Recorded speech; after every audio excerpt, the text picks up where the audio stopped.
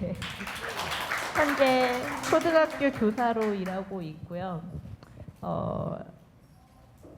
어쩌다 보니라고 하면 웃기긴 한데 네, 현재 이제 엠네스티에서 이사로 활동하고 있습니다.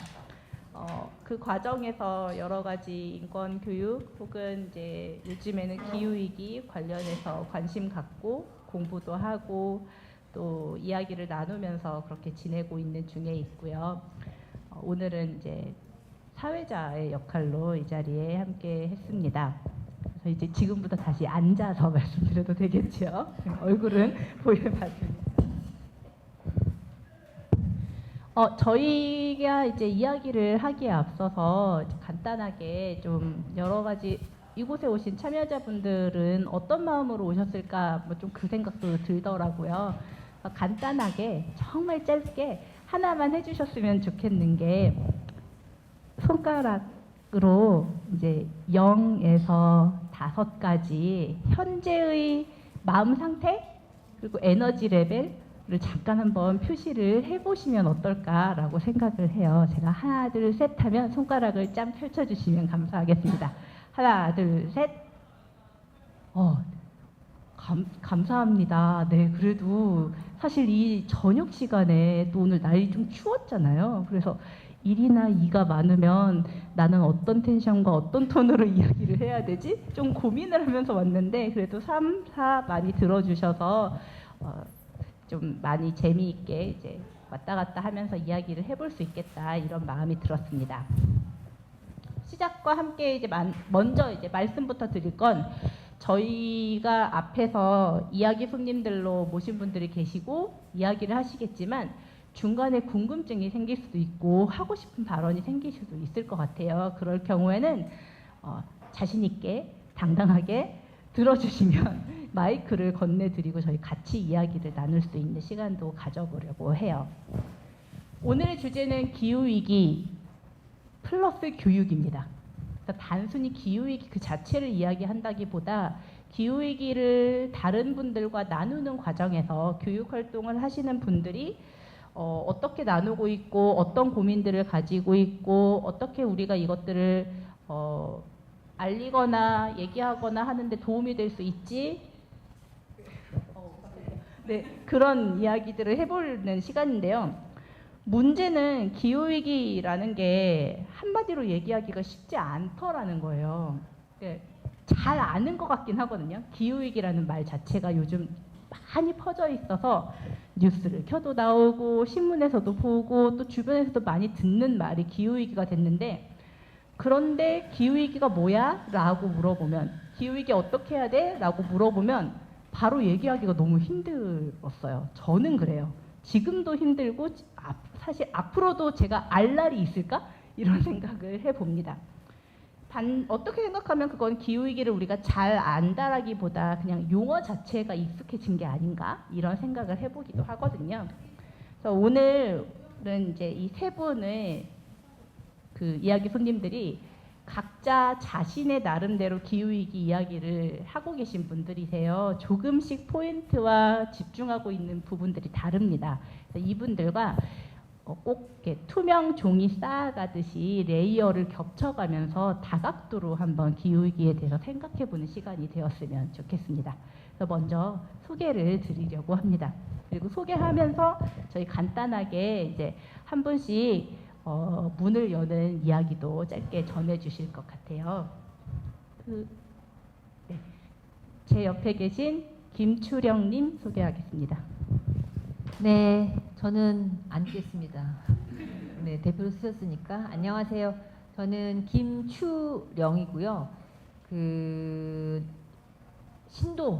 신도라고 하는 고등학교가 있어요. 구파발에. 사람들이 구파발 하면 거기도 서울이야? 거기 어디야? 라고 이런 질문을 많이 하던데 저는 신도고등학교 서울의 서북쪽 제일 끝에 있는 이제 혁신고등학교에서 지구과학 교사를 하고 있고요.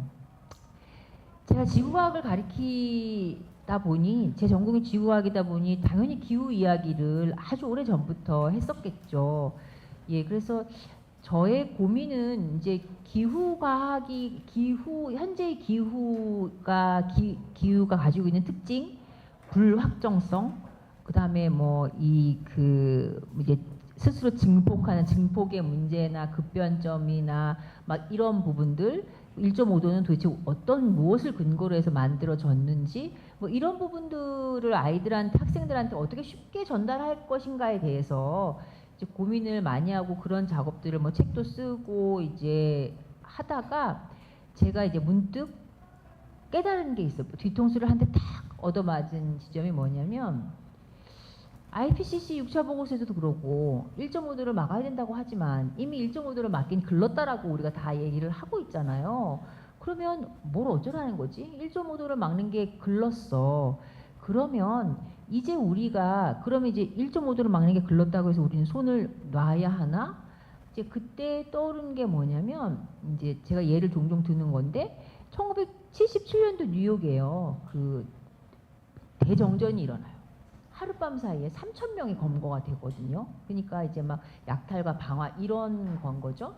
그런데 그로부터 약 40년 후에 또 그 도시에서 대정전이 또 일어나요. 그런데 이번에는 상황이 사뭇 달랐어요. 막 오케스트라, 실내 공연이 취소된 오케스트라가 거리로 나와서 시민들이랑 무료 공연을 하거든요. 그러니까 둘 다 똑같은 위기 상황이었잖아요. 환경 조건은 똑같았는데 하나는 정말 지옥이 된 거고, 또 다른 하나는 어렵지만 그 어려운 가운데서도 평화를 지키고 안전하게 그 위기를 헤쳐나가는 거잖아요. 어떤 뭐 사회, 문화, 경제적인 차이가 있어서 그런 걸 만들어냈는지는 전 잘 모르겠지만, 이거구나. 실은 내가 이제부터 아이들과 함께 고민해야 되는 부분들은 위기지만 그 위기 속에서도 어떻게 하면 평화를 잃어버리지 않을 수 있을까? 그러니까 소위 말하면 IPCC에서 이제 적응이라고 하는 부분들, 우리가 1.5도를 넘기는 게 너무나 명백한 상황 속에서 어떤 사회를 만드는 게 적응인가? 이제 그러다 보면 이제 오늘 이야기의 주제라고 하는 기후 정의 문제로, 세상을 바꾸는 문제로 얘기가 되겠죠. 그래서 저는 최근에 그런 부분에 많이 꽂혀 있는 김추령입니다. 네. 두 번째 이야기 손님이십니다. 영철님 부탁드립니다. 네, 안녕하세요. 저는 피스모모의 영철이라고 합니다.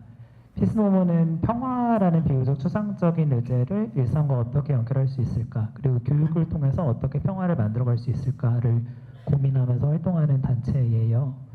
근데 저는 평화 교육이 평화를 내용적으로 담는 교육이기도 하고, 그 교육을 통해서 평화가 달성되어야 하기 때문에 평화를 위한 교육이기도 하지만 평화와 함께하는 교육이라고 생각을 하기도 해요.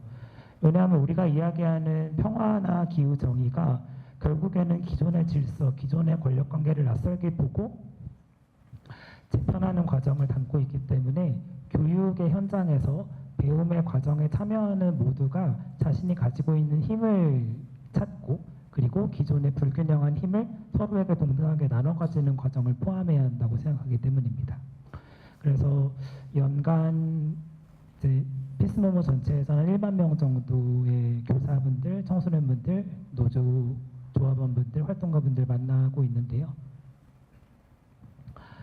제가 사전에 양해를 구하려다가 타이밍을 놓쳤어요. 제가 지금 감기에 걸렸어가지고 아직 목이 충분히 회복되지 않아서 제가 중간중간에 조금 숨을 고르거나 기침을 하는 타이밍이 있을 것 같아요. 그래서 미리미리 양해를 구하고요. 어쨌든 다시 원래 이야기로 돌아가자면, 저는 평화 교육에서 주로 다루는 의제가 굉장히 다양하지만 전쟁 문제, 그리고 전쟁을 지탱하고 전쟁의 뿌리가 되는 군사주의 문제에 이제 관심이 있어요. 여기 계신 선생님들 다들 아시다시피 2022년 2월에 우크라이나에서의 전쟁이 발발했었죠. 제가 사진으로도 준비를 했었는데, 그 전쟁이 발발하고 나서 금우평화 촛불의 현장에 가서 지금 당장 휴전할 것을 요구를 했었고, 실제로 전쟁이 끝나기를 바랐지만 지금 1년 반이 넘도록 전쟁은 끝나지 않고 있고, 마치 한국전쟁 때 1951년 6월, 7월 즈음부터 정전협상이 시작되었으나 소모전 형식으로 2년 넘게 전쟁이 지속된 것처럼, 지금 이제 지구 반대편의 이스라엘과 하마스에서의 분쟁, 등등으로 이제 잊혀진 전쟁이 되어가고 있는데요. 이 2022년 2월부터 2023년 2월까지 1년 동안 그 우크라이나에서의 전쟁을 통해서 발생한 탄소 배출량에 대한 보고서를 보게 됐어요. 저는 좀 그러니까 모든 이제 탄소 배출량에 대한 수치를 보면 항상 그런데요. 1억 2천만 톤의 탄소 배출량이 이제 발생했다고 하더라고요. 같은 기간 벨기에나 네덜란드 한 국가에서 발생한 것보다 훨씬 많은 수치입니다. 근데 그 숫자가 되게 주목을 받았어요. 왜냐하면 한 개의 전쟁에서 이제 총 전쟁 기간 동안에 탄소 배출이 얼마나 되는지를 정확히 데이터를 파악하고 공개한 게 이번이 처음이라는 거예요. 그러니까 인류가 지금까지 되게 수많은 전쟁을 치러 왔었는데 그로 인해서 발생하는 삼류의 파괴라거나 산불이라거나 비인간 존재들의 현실 파괴라거나 이런 에코사이드가 많았음에도 불구하고 데이터로 포착되는 게 공식적으로는 처음이라는 거죠. 저는 이게 말이 되지 않는다고 생각을 합니다. 그래서 제가 오늘 하고 싶은 이야기의 핵심은 전쟁이 기후위기를 부추기는데 그리고 전쟁까지는 아니더라도 전쟁을 위한 군사훈련과 군비 증강이 기후위기를 가속화하는 데 굉장한 책임이 있다. 그러나 충분히 가시화되고 있지 못하고 주로 국가의 안보나 군사를 관장하는 주체는 국가행위자이기 때문에 그럴 의지도 없어 보인다. 이것에 대해서 태클링하면서 선생님들과 더 이야기 나눠보고 싶습니다. 네, 저희 안 짰는데요. 처음에 약간 두 개의 서로 비슷한 상황 두 가지를 보여주면서 어떻게 이렇게 평화롭게 대응해 나갈 수 있지? 라는 질문을 던져주셨고 그걸 이어받다시피 거의 이제 전쟁이라는 이슈로 훅 한번 뛰어들어 주셨고요. 근데 사실 그 안에서 결국엔 다 그럼 기후 문제를, 기후 위기를 어떻게 우리가 다루고 있나 이런 이야기를 지금 각자의 영역을 얘기해 주셨는데 마지막 선생님은 어떻게 연결이 될지 되게 궁금합니다, 선생님. 갑자기 얘기하려고 머릿속에 있던 거 말고 이어가야 되나라는 생각을 고민하게 되네요.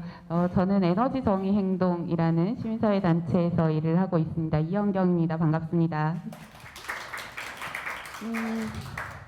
제가 작년에 영흥도에 있는 석탄 화력 발전소를 어떻게 하면 조금 빠르게 폐쇄할 수 있을까? 그리고 폐쇄하는 과정에서 소외되고 있는 노동자들에 대한 정의로운 전환을 어떻게 할 수 있을까에 대한 이제 연구를 진행을 한 적이 있었어요. 네, 작년에 그걸 진행하면서 스스로 되게 웃겼던 것이 영흥화력 발전소가 처음 영흥도에 건설이 되던 시기에 영흥도 혹시 가보셨어요?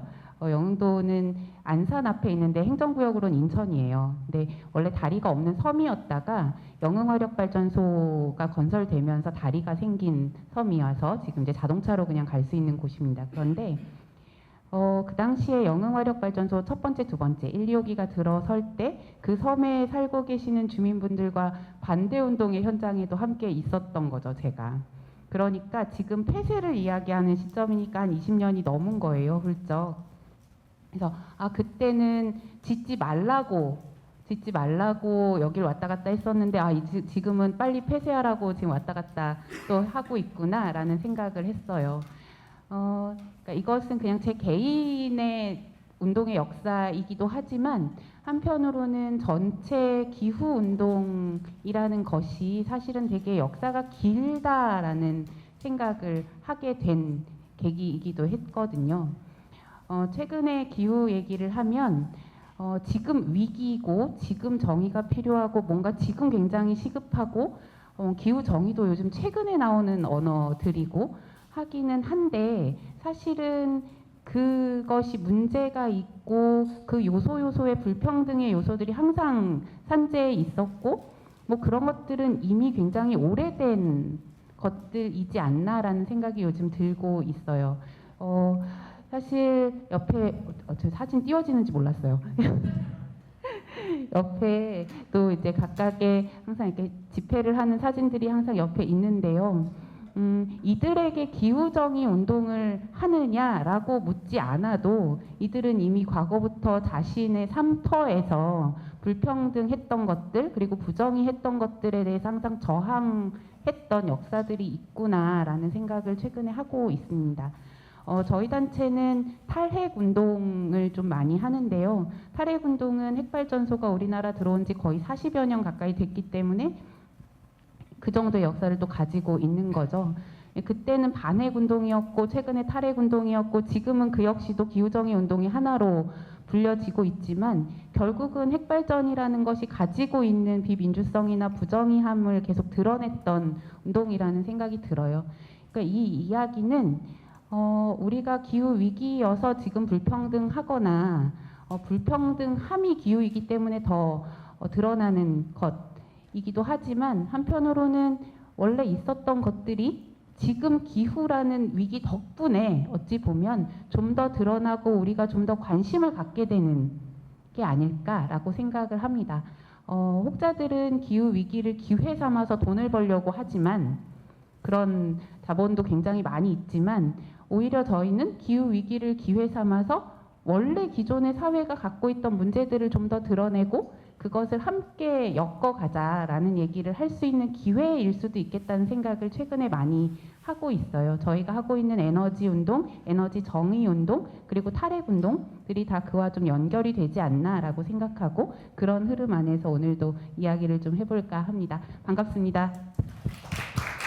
네, 어떻게 연결하냐고 하셨는데 되게 자연스럽게 연결되지 않으세요? 사실 저희 계속 영철님 얘기해 주셨지만 우크라이나 전쟁의 모습들을 보면서 에너지 문제에 대해서도 확 고민하는 지점들이 있었잖아요. 이제 그 부분들도 오늘 살짝 짚어주시면서 또 이 기후 위기라는 크게 보면 하나같이 보이는 어떠한 기후 위기가 지금 세 분 이야기 손님들의 이야기에서만 보더라도 정말 다양한 관점, 다양한 각도에서 서로 다르게 이야기될 거고 또 그게 분명히 이렇게 중첩되는 지점들이 생길 것 같습니다. 그래서 그 중첩되는 지점들 속에서 잘 찾아서 우리가 길을 찾는 게 필요할 것 같은데 듣다가 갑자기 궁금해진 게 하나 있어요. 그 각각 자신의 뭐라고 해야 될까요? 직업 세계에서 약간 이 기후 이야기들을 고민하시고 행동도 하시고 그러셨잖아요. 혹시 정말 개인적으로 그 나의 단체 혹은 나의 직업과 관련 없이 기후위기 문제나 이슈에 확 꽂히신 적이 있으실까라는 궁금증이 좀 들더라고요. 저는 생각하시는 동안 저는 2018년도였나요? 정말 폭염이 심했었던 시기가 있었죠. 그때 불볕더위 그랬었는데 그 당시 제가 무슨 배짱이었는지 에어컨 없이 살아보겠다고 집에 에어컨이 없었단 말이에요. 문제는 저희 집에는 그 당시에 유치원과 초등학교를 다니는 아이들이 있었습니다. 또 얘네가 밤에 잠을 못 자고 너무 괴로워했었어요. 그런 모습들을 보면서 나는 이 그냥 멀게만 느껴졌던 어떤 기후의 문제가 정말 내 삶으로 확 하고 오는 약간 그런 포인트 순간이었었거든요.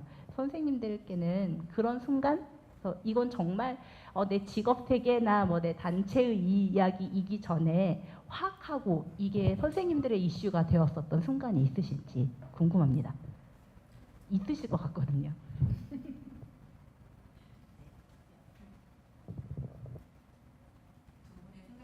좀 더 벌어드리려고.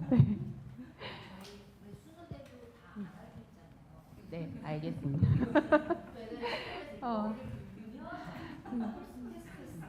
암호를 알려드리면 안 되는데. 사실 저는 이것이 진짜 진짜 위기다라는 생각보다 진짜 이상하다라는 생각을 요즘 최근에 한 게 있어요. 물론 그 이전에도 좀 있었지만 지금 가장 최근의 기억을 좀 떠올리면 바로 은행나무인데요. 올가을에 노랗게 은행잎이 하나도 물이 들지 않았는데 바닥에 어느 순간 그 은행에 똥냄새가 나는 거예요. 어느 날 그 여기 정동의 프란치스코 회관에서 저희 이제 행사를 좀 많이 하잖아요. 이게 거의 행사 끝나고 딱 나왔는데 그 은행 냄새가 확 나는데 은행이 떨어질 땐가? 라는 생각이 푸쩍 든 거죠. 그리고 나무를 바라봤는데 노란색이 하나도 없이 다 초록잎이고 은행 잎은 하나도 바닥에 떨어져 있지 않은 거예요. 그게 올해 가을이었어요. 근데 이게 너무나 상식적이지 않은 저의 경험인 거죠. 이제 우리가 계속 생태 변화 같은 것들 많이 얘기하고는 있는데 이렇게도 변할 수 있구나. 어떻게 나무가 자기의 식생 자체를 이렇게 바꿀 수 있지? 라는 생각이 훅 들면서 이 기후라는 것이 어떻게 영향을 줄 수 있는지에 대해서 내가 생각했던 것보다 훨씬 다른 모습으로도 얘는 올 수 있겠구나 라는 생각이 훅 들더라고요. 이게 뭐 그 자체가 위기는 아닐 수 있지만 저한테는 되게 충격적인 사건이었어요. 생각이 나셨어요. 그렇죠? 저도 연결해서 관찰을 나누면은 제가 평소에 자주 보는 유튜브 채널 중에 곤충을 다루는 유튜브 채널이 있거든요. 되게 많은 곤충이 나와요. 뭐 대벌레도 나오고 막 매미나방도 나오고 막 이런단 말이에요. 근데 영상으로 보면은 되게 모르겠어요. 벌레에 대한 감각이 어떠실지 몰라서 저한테는 귀여운 벌레들을 영상으로 봤는데 어느 순간 도심으로 도심의 매미나방이 막 출몰했다. 아니면 대벌레가 완전 기승을 부려가지고 지자체 차원에서 그 벌레들을 유해한 해충으로 지정을 해서 소각하는 방식으로 그 벌레들을 이제 서식지 변화, 되게 자연스럽게 서식지 변화에 의해서 도심으로 왔는데 지자체가 그거를 소각하는 행위가 저는 되게 충격적이었어요. 그리고 사람들이 생각보다 그 귀여운 벌레들을 많이 싫어하시더라고요. 그 되게 태워 죽이는 행위를 되게 잘했다고 평가하시는 분들도 많은 것 같아서 이 감각이 사뭇 다르구나.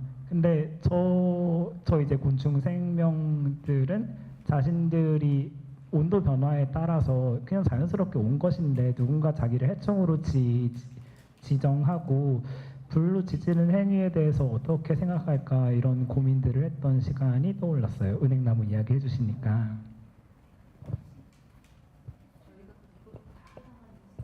그렇죠. 네. 네. 시간 조절과 함께. 네.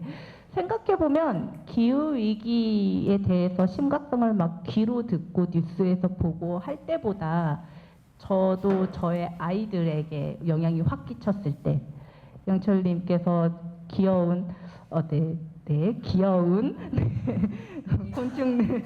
곤충들의 그런 모습을 보면서 이렇게 확 오는 순간들이 있는 것 같은데 어쨌든 사람들은 다 이렇게 어떤 순간순간에 기후위기 심각하지 이렇게 다 약간 이건 공통된 감각이 됐잖아요.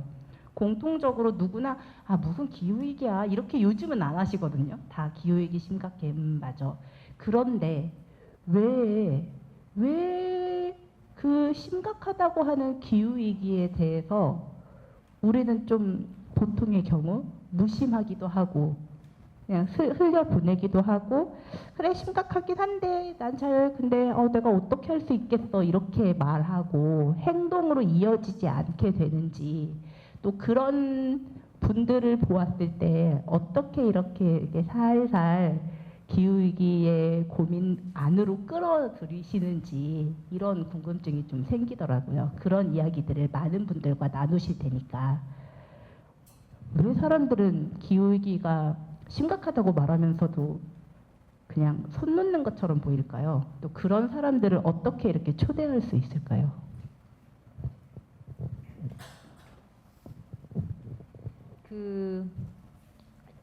굉장히 학자들도 연구를 많이 하잖아요. 사회심리학자들도 뭐 그 심리학 쪽에서도 엄청 뭐 여러 이론들도 많고 왜 위기가 현실이 됐는데 사람들은 애써 잊어버리려고 하고 뭐 기억하지 않으려고 하고 할까. 그래서 그건 너무나 이게 많으니까 보시면 될 것 같고, 저는 어떤 지점이 최근에 이럴 수 있겠구나라고 제가 개인적으로 느낀 건 뭐냐면, 우리가 충분히 우리가 기후 위기를 마주쳤을 때, 기후 재난을 마주쳤을 때, 혹은 마주치지 않더라도 저 먼 곳에서 올해도 그 봄인가요? 리비아에서 거의 뭐 댐이 2개나 무너지면서 2만 명이나 뭐 1만 명, 2만 명이 죽음을 당했다라고 하는 그 소식들을 전달했을 때 우리 마음속이 쿵 하고 내려앉는 이 슬픔과 이런 부분들에 대해서 왜 우린 충분히 슬퍼할 시간을 허락하지 않는 것일까? 숲이 사라지고 제가 얼마 전에 학생들한테 그 얘기를 하다가 저도 모르게 울컥하면서 왜 나는 이전에 울컥하지 않았을까에 대해서 반성을 했는데, 우리 22년도에 갑자기 8월 달에 장마 끝나고 집중 장마가 쏟아지면서 그 반지하에 계신 일가분 3명이 유명을 달리하셨잖아요. 그걸 이제 학생들한테 설명을 하면서 비가 너무 많이 와서 반지하에 사람이 셋이 식구가 있었는데 물은 꽉 찼기 때문에 출입문은 밀어도 열리지 않아 나갈 수 있는 출입구라고는 오로지 그 방범창이 꽂혀 있는 그 작은 유리뿐인데 이미 밖에서는 동네 사람들이 발을 동동거리면서 어떻게든 이 사람들을 구하려고 하고 있는 중인데 물은 점점 차오르고 있었어. 점점 차오르고 있는데 우리는 아무것도 할 수 없고 그 안에서 그 사람들이 보는 앞에서, 사람들이 그냥 바라보고 있는 앞에서 익사해서 죽고 말았어. 그런 일이 우리나라에서 작년에 이런 일이 있었어 라고 이야기를 하면서 저도 모르게 제가 이제 울컥해지더라고요.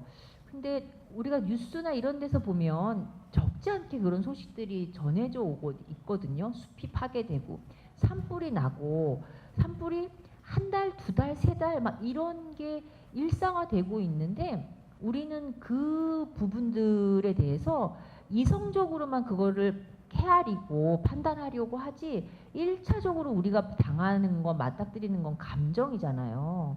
그래서 우리가 그 감정에 대해서 좀 더 직시하고 마주치고, 그리고 충분한 시간을 줘야 할 것 같아요. 슬픔, 너무 끔찍하다, 너무 슬프다, 너무 마음이 아팠다 라고 서로들 이야기하고, 이제 흔히 말하는 충분하게 애도할 수 있는 애도의 시간을 갖도록 이렇게 하는 작업이 이제 우리에게 필요한 거 아닐까? 뭐 이것이 유일한 해법은 아니겠지만 제가 최근에 와서 이제 많이 학생들이랑 하려고 하는 작업들도 이제 이런 부분이고, 제가 미처 못했던 부분들도 스스로 제가 느꼈던 마음도 이제 그 잘 위로를 못하고 더듬어 보지 못했던 것 같아요. 네.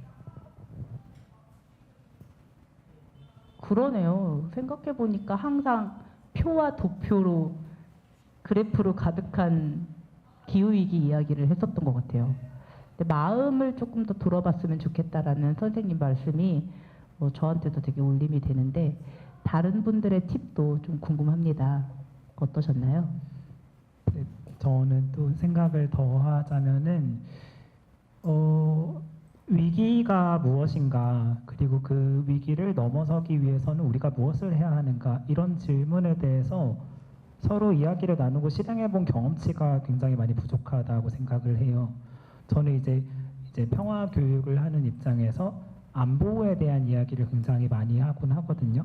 근데 안보는 안전 보장의 줄임말이잖아요. 그렇다면 우리가 우리의 안전을 보장하기 위해서 무엇이 필요한가라고 했을 때, 충분히 먹을 음식, 아니면 나의 보금자리, 아니면 적절한 사회생활, 아니면 자아실현의 기회 등등 우리의 안전을 보장하기 위한 굉장히 많은 것들이 있는데, 그 안전보장이 안보라는 단어로 축약이 되면은 되게 자연스럽게 국가안보 또는 군사안보와 동일하게 해석이 되곤 하는 것 같아요. 근데 안보를 그렇게 국가와 군사 안보만으로 생각하게 되는 경우에 그 안전에 대한 위협을 이제 만들어내는 대상은 누구인가, 그리고 그 외부의 적으로부터 우리의 안전을 어떻게 지킬 것인가에 대한 대답이 굉장히 국가 남성 보호자 주체에 의해서 독점되어 온 경향성이 있는 것 같거든요. 저는 그러한 경향성을 넘어서서 지금 이제 우리가 살아가는 복합 위기의 시대에 우리의 안전을 정말로 위협하는 것은 무엇인가? 외부의 적, 주로 북으로 상정되는 북으로부터의 핵 개발 또는 미사일 실험과 같은 공격받을 것에 대한 위협에 더해서 우리가 무엇을 안정으로 규정하고 그 안전을 어떻게 추구해야 가는가 이런 질문이 많이 필요하다고 생각을 합니다. 그래서 저는 위기를 알면서도 넘어서기 어렵다는 생각을 해요. 네. 좀 더 이렇게 깊이 있게 쑥쑥 내려가 봐야 된다는 그런 말씀이실까요? 좀 더 이렇게 깊이 들여다보는 것? 네. 이제 일상 층위에서 우리가 이미 해왔던 행위에 대해서 의미를 재사유하는 것도 포함될 수 있을 것 같아요. 저는 사실 우리가 정말 기후위기에 관심이 없을까? 다시 되물어 봐야 될 것 같아요. 저는 관심 되게 많다고 생각해요. 실제로 언제를 위기로 느끼셨어요? 라고 하면 대답들 대부분 다 하실 수 있고요. 그런데 다만 우리 기준에서 지금 이제 은진 선생님의 기준에서 관심이 없다고 느끼는 기준이 조금 높은 게 아닐까. 사실 저도 그렇거든요. 저도 그런데 그러니까 그런 거예요. 실제로 설문을 해보면 관심도 되게 많고 위기라고 인식하고 있고 나도 무언가 실천하고 있다고 대부분 느끼고 계신 거죠. 하다못해 텀블러를 들고 다니거나 장바구니를 들고 다니는 실천으로. 근데 우리가 관심이 없다고 느끼는 기준은 그거보다 무언가 좀 더 많은 걸 해야 되지 않을까? 예를 들면 광장에 모이라고 할 때 발을 더 보태는 행동 같은 것들을 우리가 요구하고 있기 때문에 관심이 없다고 느끼는 게 아닐까라고 생각해요. 근데 다만 그것은 저는 계속되는 홍보가 그렇게 하면 해결될 것처럼 우리는 계속 접하고 있기 때문이 아닐까. TV 홍보, 공익 광고, 정부 뉴스, 캠페인 전부 다 개인의 실천을 굉장히 강조하고 국민 모두가 함께 해야 됩니다라고 언어를 쓰잖아요. 그런 면에서 나는 하고 있는 거죠. 그것을 넘어서는 것들이 좀 필요하다라는 이야기를 사실 저희가 그래서 많이 하고 있는 건데 저는 전에 경험을 하나 들면 얼마 전에 이제 강연을 하나 가야 되는데 인천이었어요. 1호선 지하철을 타고 가면 딱 지하철 내려서 5분만 걸어가면 되는 거리였거든요. 딱 시간 맞춰서 지하철역을 딱 내려갔는데 사람들이 거꾸로 다 올라오고 있는 거죠.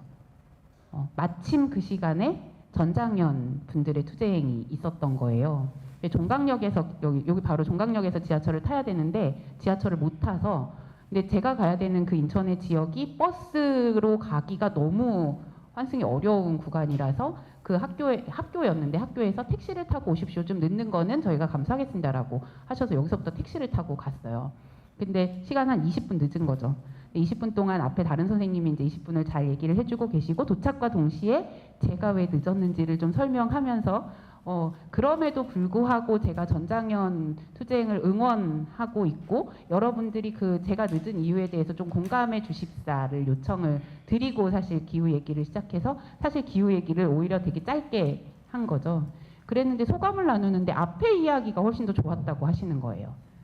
그러니까 그냥 전장현 투쟁을 응원하세요만 한 게 아니라 그렇기 때문에 사실 기후 정책에 있어서의 이동권의 문제나 교통 정책이 어떻게 바뀌어야 되는지를 연결해서 사실 처음 시작을 그렇게 사실 원래 준비했던 방향과 전혀 다른 기후 이야기를 사실 했던 건데 그것에 그 당시 이제 고등학생들이었는데 그게 오히려 굉장히 좋았고 그게 내 생활하고 와닿았고 불편함으로만 느꼈던 것들이 그렇지 않았다라는 소감을 되게 많이 얘기해 주시더라고요. 그래서 기후의 이야기가 아까 임진 선생님이 우리가 숫자와 도표로 많이 얘기했다라고 하는데 오히려 그거보다는 정말 그냥 내 이웃이 실제로 어떤 어려움들을 겪고 있는지에 대해서 사람들이 언제나 관심을 가지고 그 관심에 내가 함께 공감하는 것 으로 시작을 할 수 있겠다. 그래서 실제 그 고등학교는 그 수업들이 좀 몇 차례 끝나고 나서 실제 영상을 만들고 수어로 수어로 하는 캠페인 영상을 만들어서 좀 마을에 다 배부하고 이러는 활동들로 이어갔었거든요.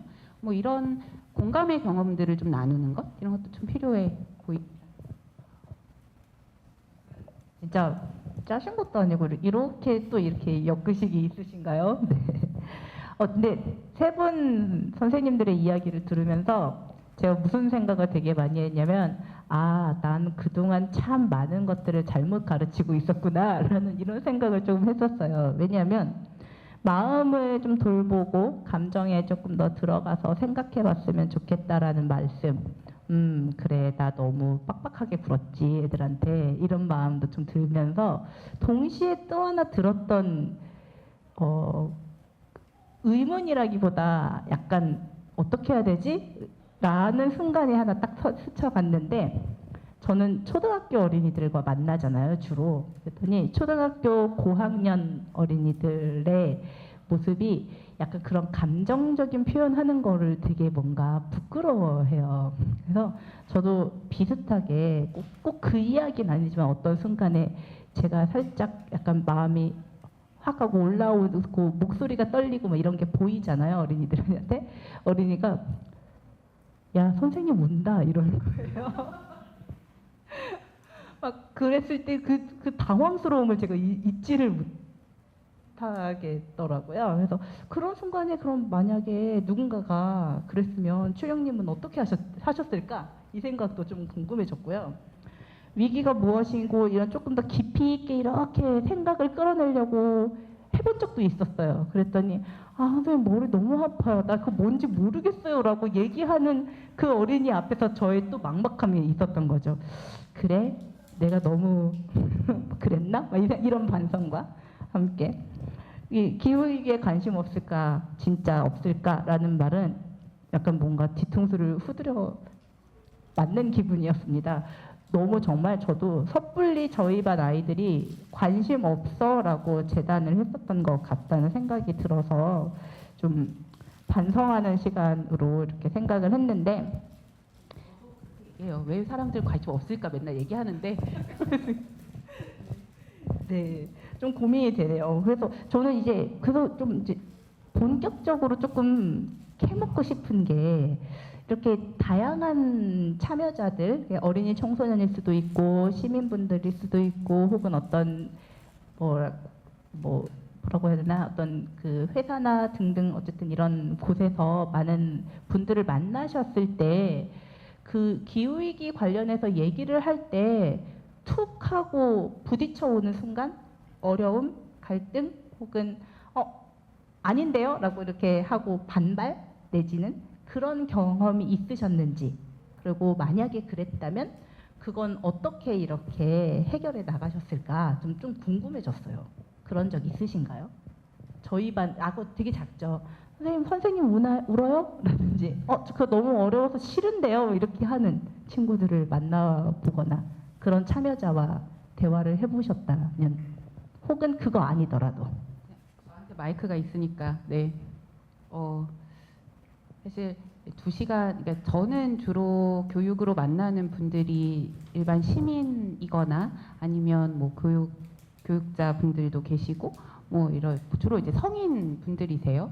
근데 어느 날 강연을 한 2시간 정도 막 얘기를 하고 마침 9월 23일에 있을 기후정의 행진을 조금 앞둔 시기여서 쭉 얘기를 하고 나서 923에 같이 하십시오 이렇게 얘기를 딱 했는데 어떤 분이 손을 번쩍 들더니 얘기에 진짜 공감하고 얘기 잘 들었고 막 얘기를 하시다가 마지막에 그런데 그 데모 좀 안 하면 안 되냐고 그 차 막혀가지고 내가 주말에 시내를 못 나간다고 딱 그러시는데 내가 2시간 동안 무슨 얘기를 한 걸까 나는 진짜 뒤통수를 딱 아니 그런데 그 말씀만 먼저 하신 게 아니라 앞에 진짜 공감 가고요 막 이렇게 막 하시다가 그 얘기를 하시는데 진짜 순간 이걸 내가 뭐라고 대답을 해야 되지? 라는 생각이 퍽 들더라고요. 그런 분들 때문에 맨날 차가 막힌다 이렇게 얘기를 하셔가지고 그래서 되게 어려웠어요. 연결해서 그래서 이제는 본격적으로 우리가 성장이라는 거를 이제 우리가 기후 교육, 기후 정의 교육을 얘기할 때 성장에 대한 이야기를 대놓고 해야 된다는 생각이 든 거예요. 그분 진짜 공감하셨을 거예요. 공감하셨는데 내가 손해보는 일, 내가 성장하지 않는, 나에게 이익이 없는 일에 대해서는 하기를 저한다라는 거지 거짓말은 아닌 것 같거든요. 그러니까 제가 학생들하고 이제 그 기후 탄소 배출량을 결정짓는 요인 4가지를 식으로 만들어 놓은 카야 항등식이라는 게 있어요. 인구 곱하기 GDP, 인구 대비 GDP, 그 다음에 그 GDP 대비 뭐 에너지 사용량, 그 다음에 에너지 사용량 대비 탄소 배출량, 이래서 4개의 항을 가지고 전체 탄소 배출량을 결정하는 카야 항등식이 있는데, 학생들한테 이제 토론 문제로 주면서 자, 여기서 이 4개의 항이 각각이 탄소 배출량에 영향을 주니, 그러면 탄소 전체 배출량을 줄이기 위해서는 무엇을, 어떤 걸 어떻게, 각 항을 어떻게 조정할 것인지에 대해서 그 방법에 대해서 토론을 해봐라 라고 얘기를 했더니 이제 아이들이 당황하기 시작하고, GDP 그거 좋은 거 아니었어? 그럼 GDP를 줄여야 되는 거야? 이거 나쁜 거였냐 원래? 뭐 이런 얘기를 하는 거죠. 근데 실은 이렇게 당연하지 않나요? 우리가 이 기후 위기가 본격화되기 시작하면서 성장을 멈춰야 합니다, 여러분. 성장 다시 한번 생각해 보세요 라고 얘기했다가 불과 한 1, 2년 전만 해도 저 사람 사상을 좀 검증해 봐야 하지 않아? 어떻게 교사가 학교에서 애들을 놓고 대놓고 성장 이거 다시 한번 고민해 봐야 됩니다. 이거 아마 교장실에 불려갔을 거예요. 근데 이제는 어렵지만, 그럼에도 불구하고 어렵지만 그렇긴 한데 이렇게 얘기를 하잖아요. 그리고 특히나 이제 우리 사회는, 대한민국 사회는 굉장히 특수한 사회잖아요. 외국 학자들이 그 러시라는 단어를 쓰더라고요. 급진적 산업화, 급진적 근대화, 그냥 이게 발전했다도 아니고 이제 급발진하듯이 쫙 사회가 경제가 성장했던 나라잖아요. 성장이 지극히 기본값으로 놓여 있는 사회에서 그 어느 정도의 자리를 잡은 부모와 그 부모 밑에서 자라고 있는 학생들이기 때문에 이 성장에 대해서, 성장이 우리 편이냐 남 편이냐, 이걸 어떻게 줄이냐, 뭐 이런 부분들을 가지고 있어 정말 더 어려운 부분이라 생각이 드는데, 우리가 이 부분들을 이제는 대놓고 이야기해야 한다는 생각이 들어요. 그냥 이 전체 파이를 키우는 게 아니라 작은 파이라도 어떻게 나누느냐에 따라서 우리의 사회의 안정도, 이런 부분들이 우리가 보다도 안전한 사회와 보다도 평화로운 사회를 원한다면, 기후위기에 잘 대응하는 사회를 만들기를 원한다면 우리 사회의 파이를 나누는 문제에 대해서 이제는 깊이 고민해 봐야 한다라고, 이제 성장에 대한 얘기를 본격적으로 해야 되지 않나라는 생각이 들어요. 여기에 살짝 덧붙여서, 아까 원래 이제 그 뒤통수 맞은 이야기와 동시에 당연히 성장 이야기로 하다 보면 이제 정책에 대한 이야기를 하게 되잖아요. 지금 정책이 어떻고 뭐의 변화가 필요하고. 근데 정책을 이야기할 때 그냥 되게 일반적인 언어로 윤석열 정부의 정책은 이렇게 표현하기도 하고요. 전 문재인 정부의 정책은 이렇게 표현을 하기도 하거든요. 그냥 고유명사니까 쓰는 단어들인데, 그렇게 얘기하는 순간 되게 제가 정치적인 얘기를, 사실 기후 얘기 되게 정치적이잖아요. 실제로 정치적이지 않을 수 없는 의제인데, 그렇게 얘기하면 정치 얘기를 하고 정치적인 얘기를 했다고 반발하시는 경우가 되게 많이 생겨요.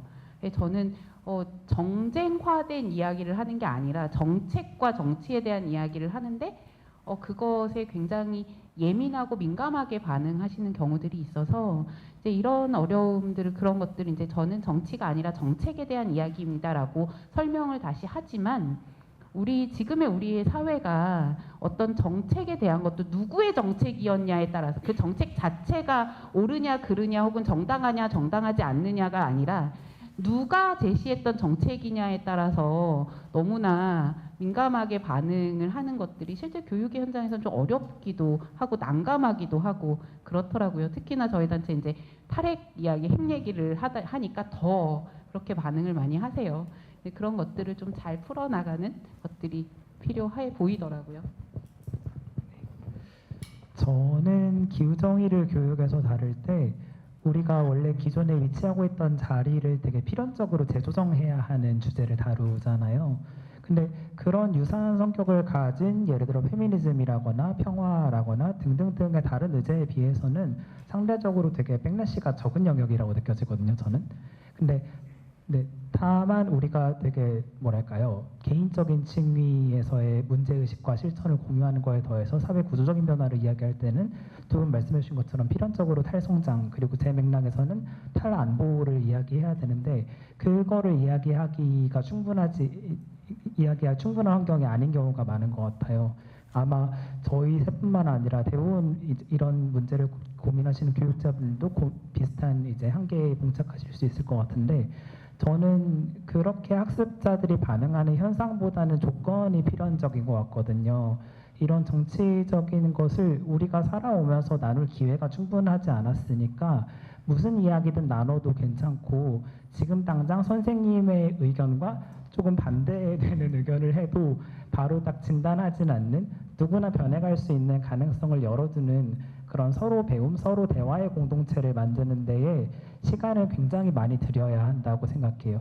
그래서 내용적인 것뿐 아니라 예를 들어 4시간 교육한다고 치면은 2시간 정도는 어떤 이야기든 충분히 할 수 있고, 그래도 판단받지 않고 그럼으로써 서로의 기존에 가지고 있었던 생각을 변화시킬 수 있는 가능성을 열어주는 데에 많은 심혈을 기울여야 한다고 생각합니다.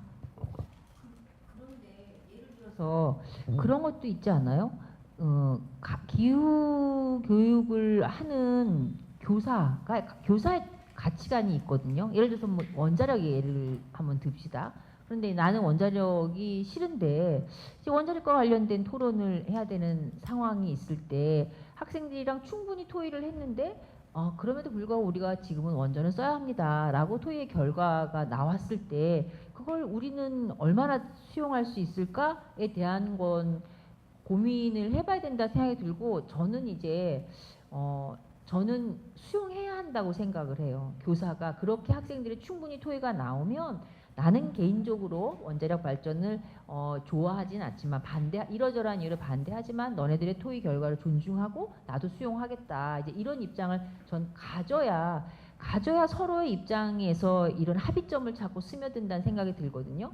그래서 이제 그 학생들이랑 토론을 할 때 기후와 관련해서 또 빼놓을 수 없는 게 과학기술이잖아요. 학생들이 어벤져스급으로 이제 과학기술 짜잔 하고 등장을 해서 뭔가 이 현대사회의 이 말도 안 되는 이 모순점을 한 방에 똑딱 하고 이제 해결해 줄 거야, 뭐 이런 이제 믿음을 다들 신화처럼 가지고 있잖아요.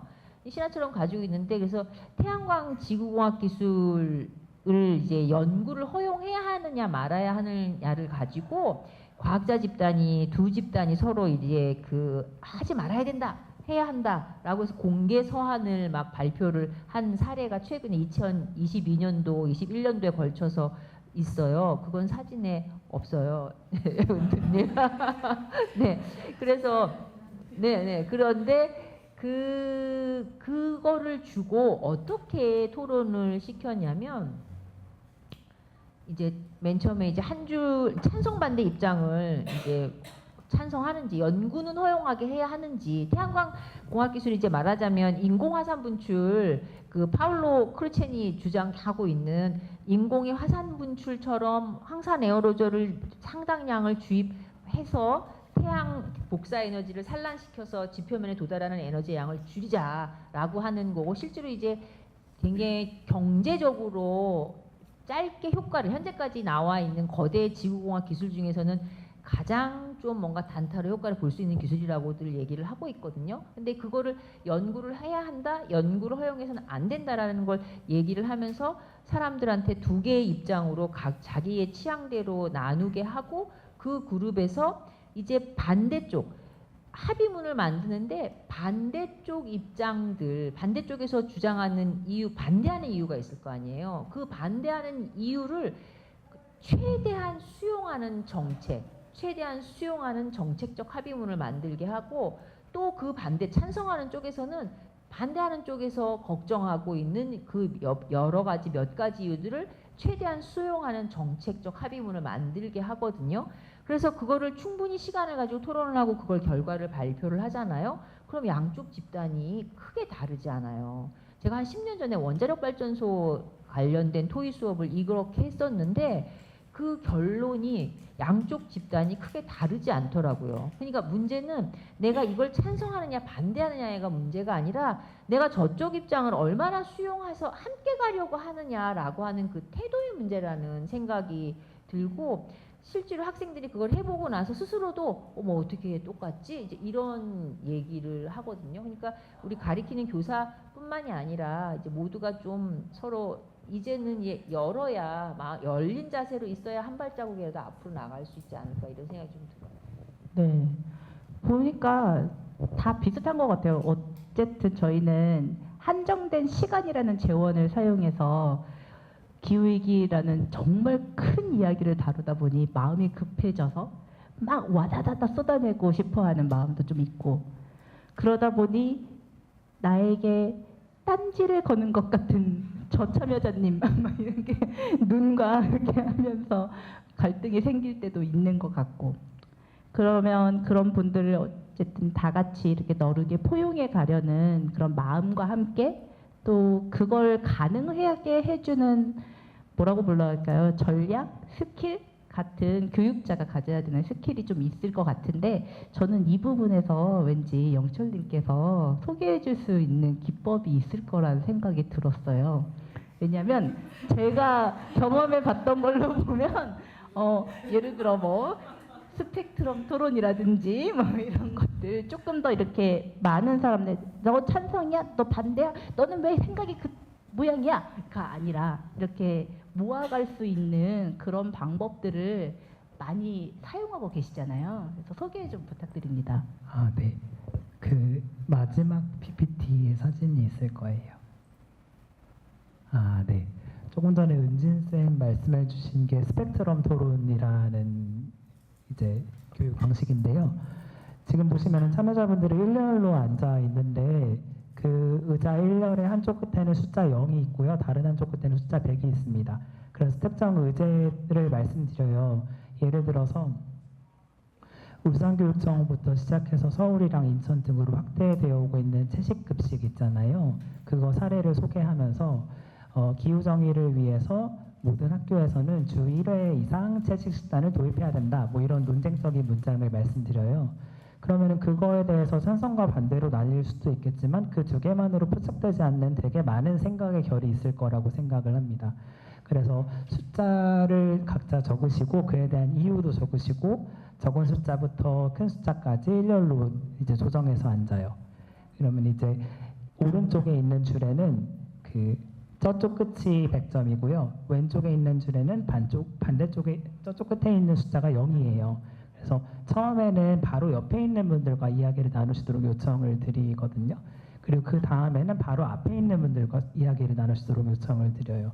그럼 처음에는 비교적 숫자가 비슷한 분들과 나누는 반면에 그 다음에는 되게 엄청 반대인 분들과 만날 수 있겠죠.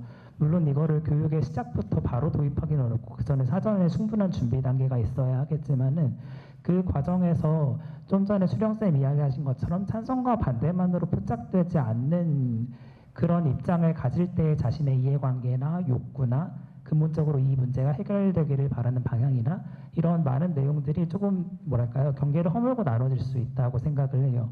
숫자 입장상으로는 굉장히 비슷해도 알고 보니 이유가 되게 다른 사람들이 있고, 숫자 입장상으로는 숫자가 완전 반대인데 알고 보니 욕구에서 만나는 지점이 있는 분들이 있거든요.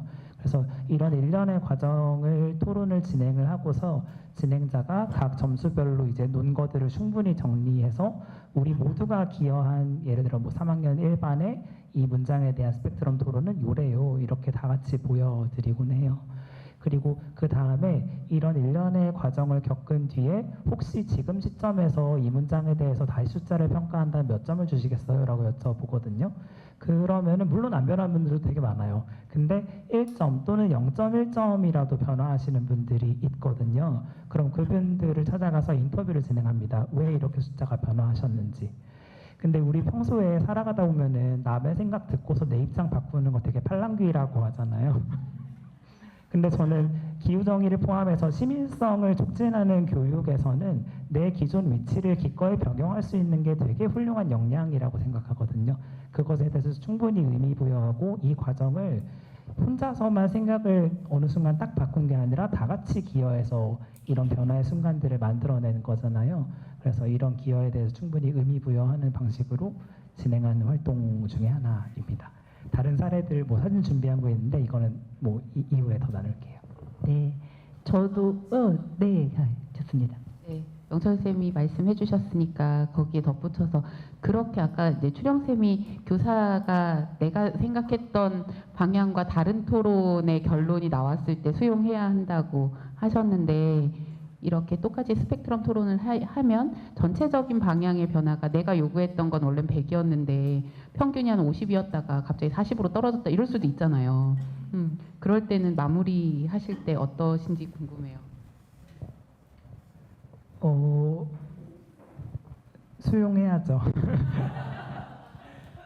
근데 우리가 대부분의 교육에서 참여자들에게 이미 소중한 경험과 소중한 배움의 자산이 있다라고 전제하지만 특정 의제들 같은 경우에는 워낙에 정보가 제한된 것들이 있잖아요.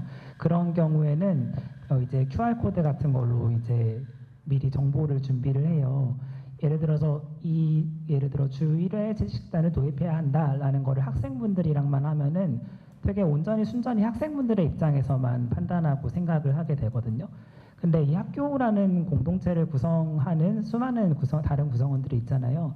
예를 들어 교사의 입장이라거나 양육자의 입장이라거나 아니면은 이제 학교에 들어오는 고기를 판매하는 도축업자라거나 아니면은 급식실에 계시는 급식 노동자분들이나 이런 분들은 이 이슈에 대해서 어떻게 생각하고 계신지, 그리고 과거의 사례로부터 예를 들어 울산교육청 같은 경우에도 처음에 이제 노교육감님이 도입하려 하실 때에 여러 가지 비판들이 있었는데 되게 충분한 공론장들을 단계적으로 마련해서 이제 비어있는 공간들을 보완해서 도입하신 것으로 알고 있거든요. 그런 참고할 만한 사례를 준비해서 단계적으로 이제 학습하고 이 정보를 들었을 때는 또 어떤 느낌이세요? 어떤 느낌이세요? 라면서 그런 변화의 과정을 꾸준히 같이 추적을 하곤 합니다. 근데 그럼에도 불구하고 나아지면 어쩔 수 없죠. 네, 결국에는 저희가 학습자 참여자분들을 윽박질러서 너네 생각은 중요하지 않고 이거거든? 이라고 할 수는 없으니 수용, 포용하는 쪽으로 가게 되는 것 같아요. 다만 조금 더 이제 의도한 방향으로 어떻게 잘 데리고 갈 수 있을지가 저희가 좀 더 고민해야 되는 이 기후정의 교육과 관련된 스킬 같은 것 같은데, 개인적으로 저는 약간 뒤끝 모드로 약간 너희들은 이렇게 생각하구나. 근데 선생님 생각에는 이런 부분이 좀 있는 것 같아 라고 약간 뒤끝 모드로 이렇게 얘기를 하고 있는데, 조금 더 저도 이제 발전시켜 가야 될 지점이겠죠. 근데 이거 말고도 저는 분명 추령님이나 연경님 모두 나름대로 기후정의 교육 활동에서 참여자분들과 나눌 만한 스킬들이 있다고 생각이 들거든요. 혹시 이런 거 해보니 효과적이었습니다. 뭐 혹은 이런 방식 좋아요. 뭐 제안해주고 싶은 사례나 어떤 아이디어를 좀 나눠주실 수 있으실까요? 영경님께서 먼저 하실까요? 저희 학교 사례가 떠 있으니 제가 먼저 하겠습니다. 저는 네, 그럼 화면에 보이는 그림을부터 설명을 해야 되나요? 아까 그 큰 처음 장면이 날 것 같은데요, 설명이? 네, 여기부터예요. 저는 이제 학교에 있다 보니까 다양하게 이런저런 실천을 하고, 실은 이건 이제 학교에서 할 수 있는 것과 또 학교에서도 실은 협력할 수 있는 동료 교사가 있어야 가능한 부분이지 혼자 한다고 되는 부분은 아니기 때문에 이제 그런 전제가 이제 있어야 하고, 이제 또 외부에서 환경 교육을 하러 가시는 선생님들이거나 이런 부분은 좀 어려울 수도 있지만 제가 이제 좀 안타까운 건 뭐냐, 외부에서 환경 교육을 하시는 분들이 저희 학교에도 종종 오시거든요. 참 훌륭한 재원들인데 저희들 아까 사전에도 잠깐 얘기를 나눴지만 그날만 왔다 가시는 선생님들은 교육은 기본이 신뢰관계의 형성이잖아요. 레포가 형성이 돼야 뭔 말을 해도 이제 되는데 그 레포도 형성이 안 돼 있는 이제 외부에 계신 선생님들이 오셔서 뭔가를 해나가려고 하는 건 굉장히 어려운 부분이거든요. 그래서 가능하면 교육을 이제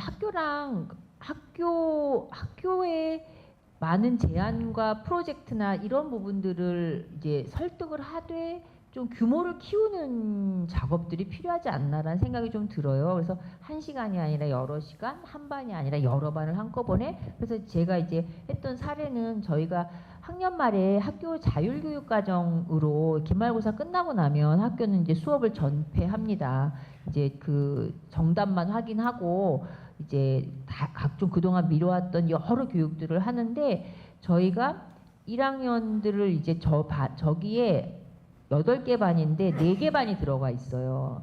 테이블을 20개를 깔았고 그다음에 토의 문제가 3개가 깔리는데 이제 저희가 올해로 하면 4년째를 하는데 매년 해왔고 저희 코로나 때도 온라인으로 소회의실 20개 열어서 이제 진행을 했는데 그 항상 채식 문제는 채식급식의 정착을 위해서 다양한 채식과 관련된 그 이슈들이 토론 문제에 들어가고 기후정의와 관련된 불평등, 국가 간 불평등부터 시작해서 다양한 사례들이 이제 등장을 했고 이걸 월드카페 형태로 진행을 하거든요. 당연히 사전에 월드카페가 잘 되기 위해서는 그 테이블의 호스트 역할을 하는 퍼실리테이터 학생들은 1차 OT를 하고 또 1차 OT만 갖고는 부족하니까 퍼실리테이터 대본을 만들어서 줘요. 이제 퍼실리테이터 대본을 만들어 주고 그 정도만 해도 이제 진행이 돼요. 진행이 되고 끝나고 나면 학생들이 요즘은 왜 그 구글 클래스룸이라든지 협업 툴 같은 게 있잖아요. 그러니까 토론을 하고 그 내용을 이제 바로 올리는데 이거를 3시간을 진행을 하거든요. 4개 반을 한꺼번에 놓고 3시간 동안 3개 문제를 3라운드를 돌면서 토론을 진행을 해요. 그리고 이제 그 다음 오후에는 다시 3시간을 뒷반 4개 반을 합쳐서 이렇게 진행을 하는데 그리고 이제 기념 손수건도 막 제작을 해서 손수건 화장실에 손 닦는 티슈를 없앱시다 하면서 손수건도 나눠주고 이런 걸 하는데 뭐 이제 물론 교육이라고 하는 게 내용적으로 차근차근 들어가야 하겠지만 굉장히 큰 이벤트잖아요. 학생들이 뭘 했는지는 잘 기억이 안 남을 거예요. 아마 뭔 얘기를 했는지 모르지만 기후 뭐 어쩌고를 학년 말에 엄청 크게 했어는 엄청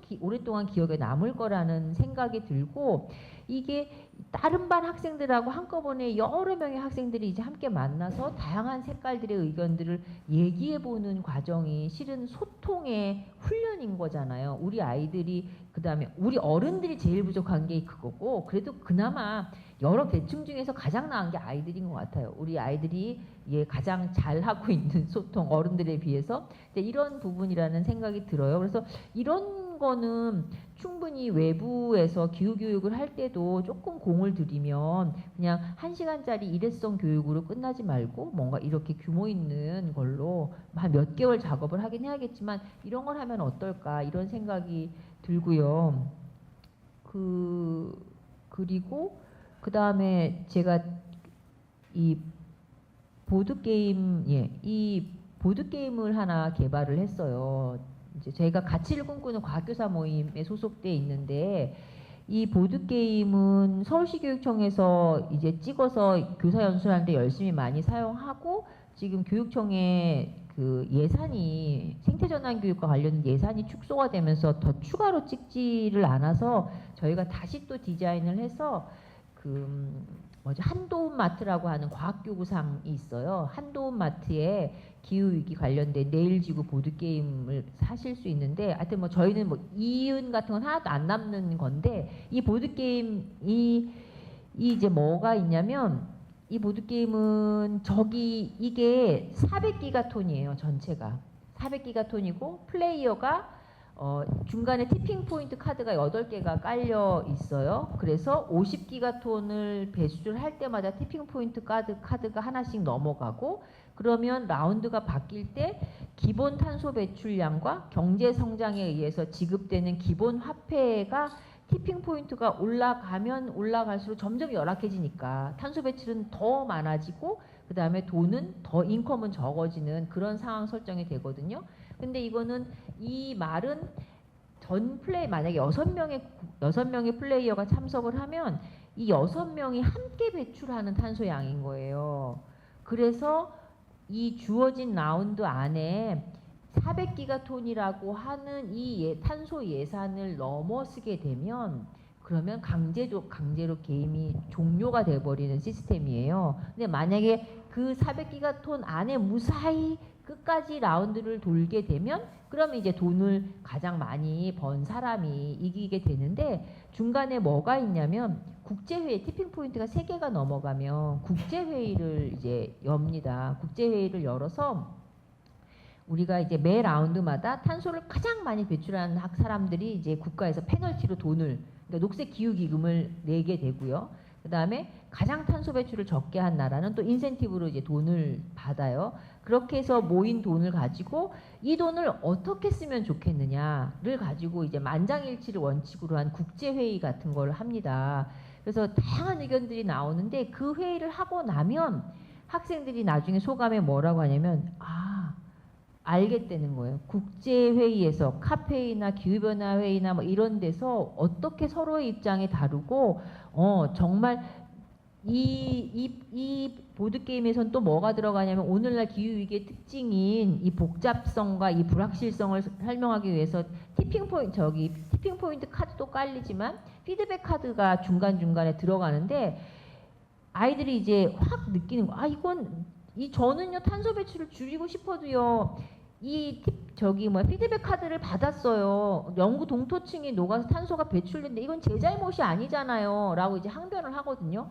근데 이제 그게 실은 오늘날 기후 위기의 모습이 그거잖아요. 본인이 한 행동 때문에 내가 위기나 재난을 당하는 게 아닌 것. 그리고 이제 국제회의를 3라운드 끝나고 나서 하면서 이래서 국제적인 연대가 필요한 거구나. 또 학생들이 탄소 배출을 줄이고 싶어도 돈이 없으니까 탄소 배출을 줄일 수가 없구나. 이런 부분들을 깨닫게 이제 되도록 그 시뮬레이션해서 한 게임인데 제가 이제 보드 게임을 설명하려고 했던 건 아니고 이러한 그 학생들이 이런 시뮬레이션 과정을 통해서 이런 불평등의 모습을 조금만 하더라도 금세 학생들이 이거 너무 불평등해요. 너무 억울해요. 라고 하는 말을 스스로 인식할 수 있도록 되는 것 같습니다. 그래서 뭐 이런 교육을 학교에서는 이제 하고 있습니다. 다른 질문이 더 많이 남지 않았어요? 이 질문을 다들 좋아하시고 관심 있게 들으시는 것 같아서. 사실 이제 저는 아까도 잠깐 언급을 드렸지만 학교 이렇게 초중고 학교에 많이 가기보다는 오히려 초중고는 저희 단체에서 함께 활동하시는 교육활동가 선생님들이 더 많이 가세요. 왜냐면 초중고는 그 나름의 또 스킬이 필요하더라고요. 저는 힘들어요. 그래서 오히려 저는 초중고에 가시는 교육을 직접 현장에 가시는 선생님들과 얘기들을 더 많이 하고 아까 이제 추령 선생님이 그러셨잖아요. 외부에서 강사가 들어가면 1시간 안에 어떻게든 하려면 진짜 바쁘거든요. 저희 교육활동가 선생님들하고도 남들 다 하는 얘기는 하지 말자. 어차피 시간은 한정돼 있는데 남들 다 하는 얘기까지 우리가 할 필요 없지 않냐. 이러면서 시간 배분을 막 해요. 그래서 사실 여기 뭐 제가 PPT에 넣은 거는 저희가 가지고 있는 원칙이 있습니다. 가급적이면 예쁜 쓰레기를 만들지 않는다. 주로 특히 초등학교 뭐 만드는 거 되게 좋아하시거든요. 뭔가 만들고 가라, 혹은 뭔가 주어지고 가라 이렇게. 왜냐하면 강의하는 거 애들 안 듣는다 이제 이런 거죠. 예쁜 쓰레기는 만들지 말자. 그리고 가급적이면 1시간 내내 말만 하고 오지는 말자. 무언가 그래도 활동을 좀 섞어보자. 이제 이런 고민과 하나는 개인의 실천보다는 시스템이나 사회 구성에 대한 이야기들을, 사회 체제에 대한 이야기들을 좀 해보려고 노력을 하자. 뭐 이런 3가지의 원칙들을 좀 가지고 사실 교육 프로그램을 구성하고 시간을 배분하고 해요. 그러다 보니까 여기 있는 뭐 좀 더 뭐 학년별로 보면 우리 이제 기후 정의 교육이라고 오늘 일제 주셔가지고 뭐 기후정의의 요소들이 사실 이론적으로 보면 5가지의 요소를 사실 가지고 있는데 그 요소를 막 이렇게 어렵게 이론으로 설명하면 어려우니까 뭐 예를 들면 우리나라의 녹색성장, 탄소중립 녹색성장 기본 계획들을 뭐 예를 들어 본다. 그러면 그것은 이러이러한 요소별로 좀 어떤 점수를 매길 수 있는지 뭐 분석을 좀 해본다거나 아니면 서로 좀 토론을 해보는 시간들을 좀 갖는 것도 있습니다. 그리고 밑에 이렇게 좀 넘겨 주시면 약간 토론 요거 말고 예, 어디 있지 토론은? 네 위에 있나 봐요. 아까 추령 선생님 막 얘기하실 때 화면이 잠깐 나왔는데 최근에 많이 관심 갖고 있는 뭐 영화들도 있잖아요. 영화를 보면 저희 단체 워낙 이제 핵 얘기를 많이 하니까 오펜하이머를 보면서 핵무기나 원자력 발전이 기술과 정치가 만났을 때 어떻게 판단이 되어지는지 그때 이 과학자의 고뇌는 어땠을지 뭐 이런 얘기도 좀 해보기도 하고 뭐 아바타는 기술 성장주의와 사실 생태주의 그리고 생태와의 교감들이 완전히 대비되는 사회 모습들을 사실 보여주고 있는 영화라서 뭐 이런 의제들을 좀 잡고 토론할 수 있는 근데 아까 영철님 말씀해 주셨던 토론 기법들을 어떻게 잘 배워봐야겠다 이런 욕심도 좀 들긴 합니다. 이런 것들도 좀 사례로 끌고 와서 얘기들을 좀 나눠보기도 하는데 항상 한계가 시간에 부딪히죠.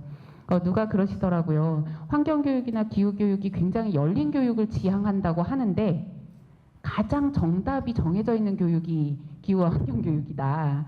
이렇게 얘기를 하시는데 토론도 그래서 아까 궁금했던 거예요. 나의 생각과 다르게 토론이 진행되면 난 어떻게 해야 되지? 뭐 이런 고민들을 항상 합니다. 그리고 기술에 대한 부분들도 우리가 기술 당장 뭐 아주 쉽게 볼 수 있는 종이백과 나무 그리고 뭐 당구공에서 시작한 플라스틱 뭐 상하에서 시작한 플라스틱의 이야기 그러나 지금은 쓰면 안 된다고 우리 계속 얘기하는 플라스틱 그런 변천 과정들에 따른 이제 기술의 발전이죠. 사실 그런 것들을 보면서 사회에 어떤 요소가 굉장히 긍정적인 과학으로 적용됐던 그리고 긍정적인 기술로 이것이 인식되는 시대가 있었던 반면에 어느 한편에서는 그 기술로 인해서 또다시 사회 문제를 일으키는 것들이 있잖아요. 이런 사례들을 좀 보여주고 그것이 지금 우리가 왜 그렇게 판단하게 되었는지 그 시점은 어느 시점이었을지 그 원인들은 무엇이었을지를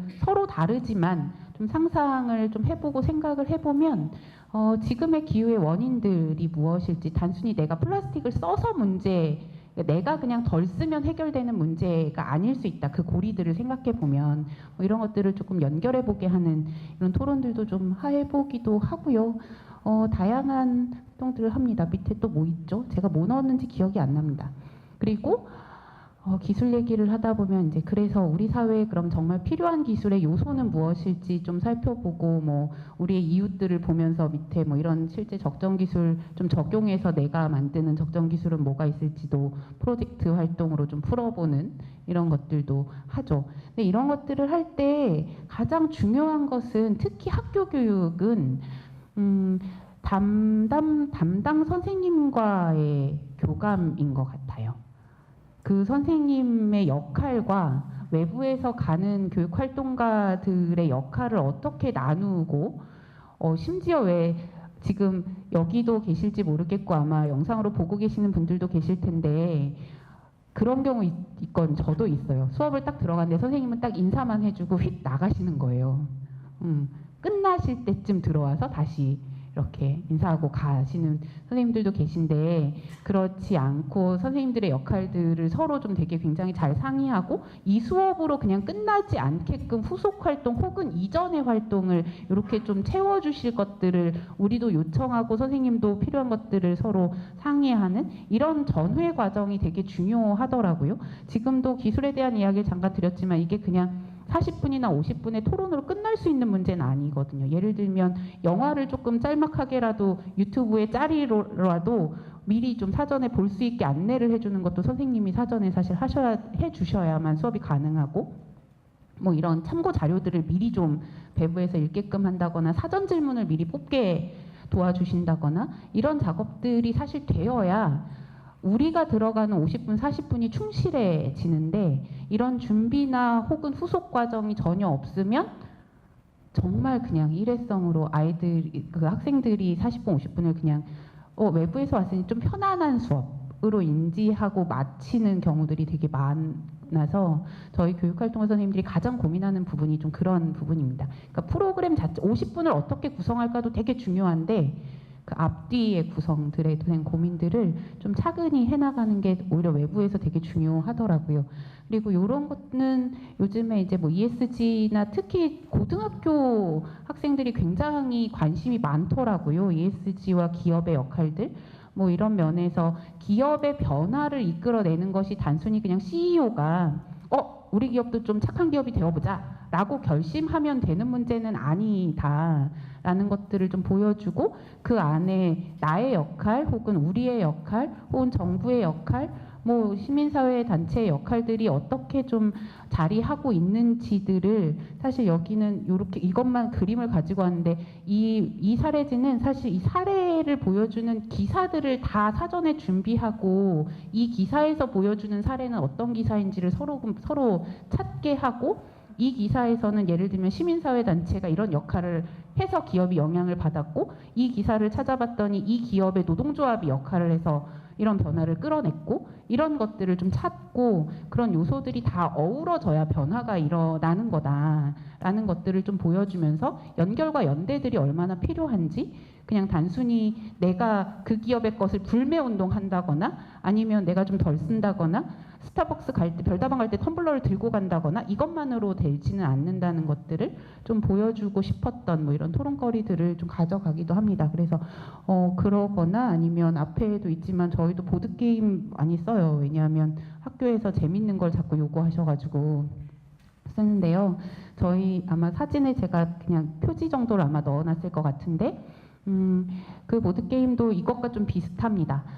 계속 탄소 중립 교육, 생태 전환 교육을 할 때 항상 결론이 개인이 무엇을 할 수 있을까가 결론인데요. 사실 이 보드 게임을 만들 때 가장 크게 잡았던 것은 탄소 중립보다는 기후정의 탐험대라고 사실 기후정의라는 제목을 담으면서 이 기후정의 탐험대는 단순히 탄소를 줄이는 것으로 해결될 수 있는 것이 아니고 사회의 여러 요소들이 함께 엮여져야 되고 그리고 내 개인의 실천뿐만이 아니라 국제사회부터 시작해서 나까지 이르르는 다양한 주체들의 역할과 책임들이 있다라는 것을 보여주고 싶었던 보드게임이었어요. 그래서 뭔가 카드를 모으고 각 주체의 할 일들을 정하고 그들의 협력해야만 무언가의 체제 하나를 바꿀 시스템 하나를 바꿀 수 있고 뭐 이런 것들 좀 보여주는 보드게임으로 열어두고 있는데요.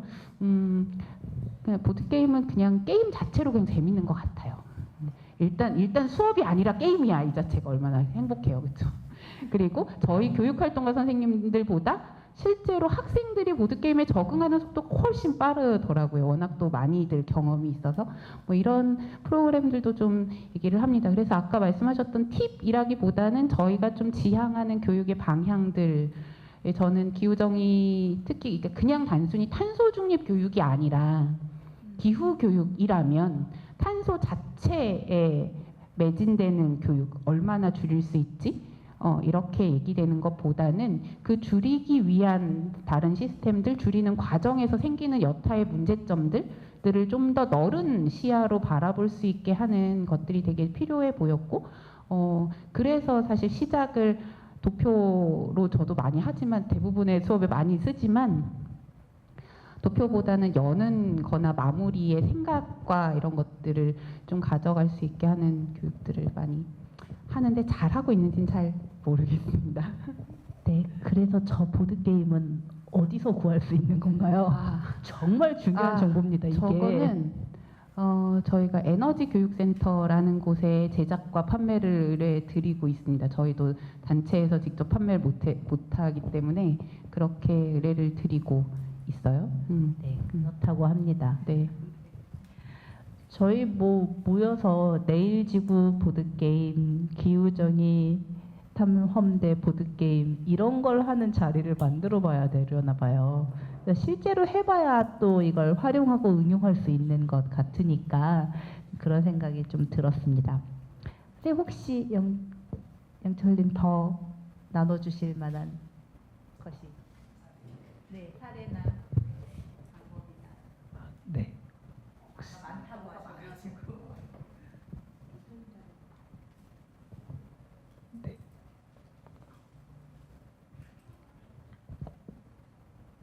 혹시 이 전전 슬라이드 띄워주실 수 있을까요? 아, 네. 이거는요, 그 비인간 존재 되어보기 역할 카드예요. 그러니까 기후정의든 저는 시민성을 촉진하는 어떤 교육이든 비커밍을 핵심적인 키워드로 포함해야 한다고 생각하거든요.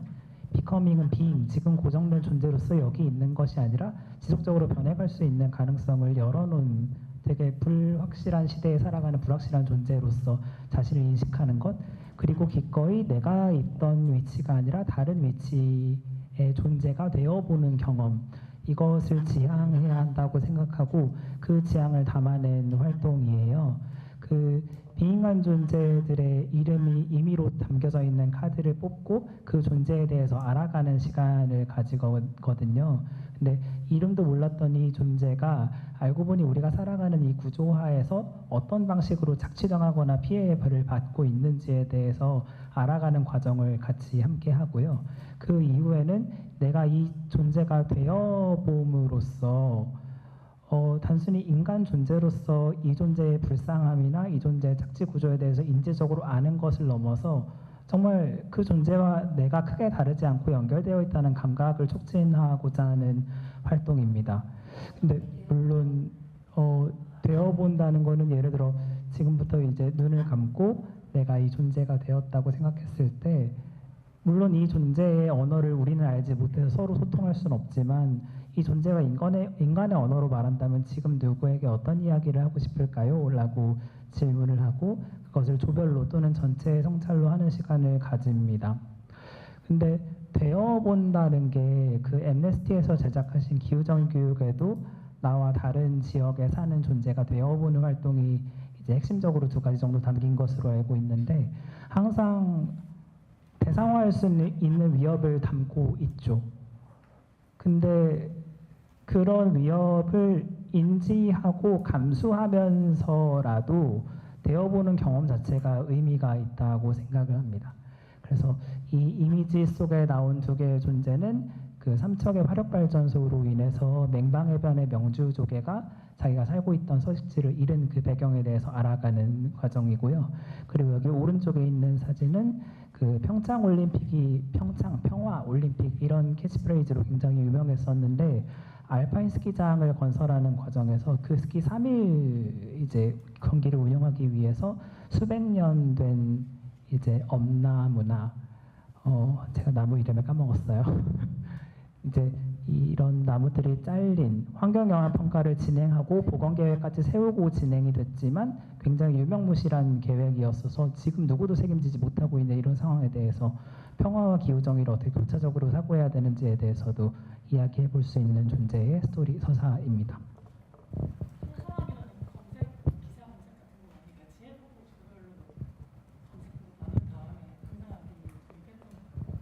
감사합니다. 지금 바로 앞에 계신 서로께서 지금 피스모모에서 이런 활동 진행하시는 걸 경험을 해보셨는데요. 제가 모두가 같이 사용하는 시간이니까 조금 빠르게 설명하려고 그 맥락을 생략했었는데 말씀해 주셔서 감사합니다.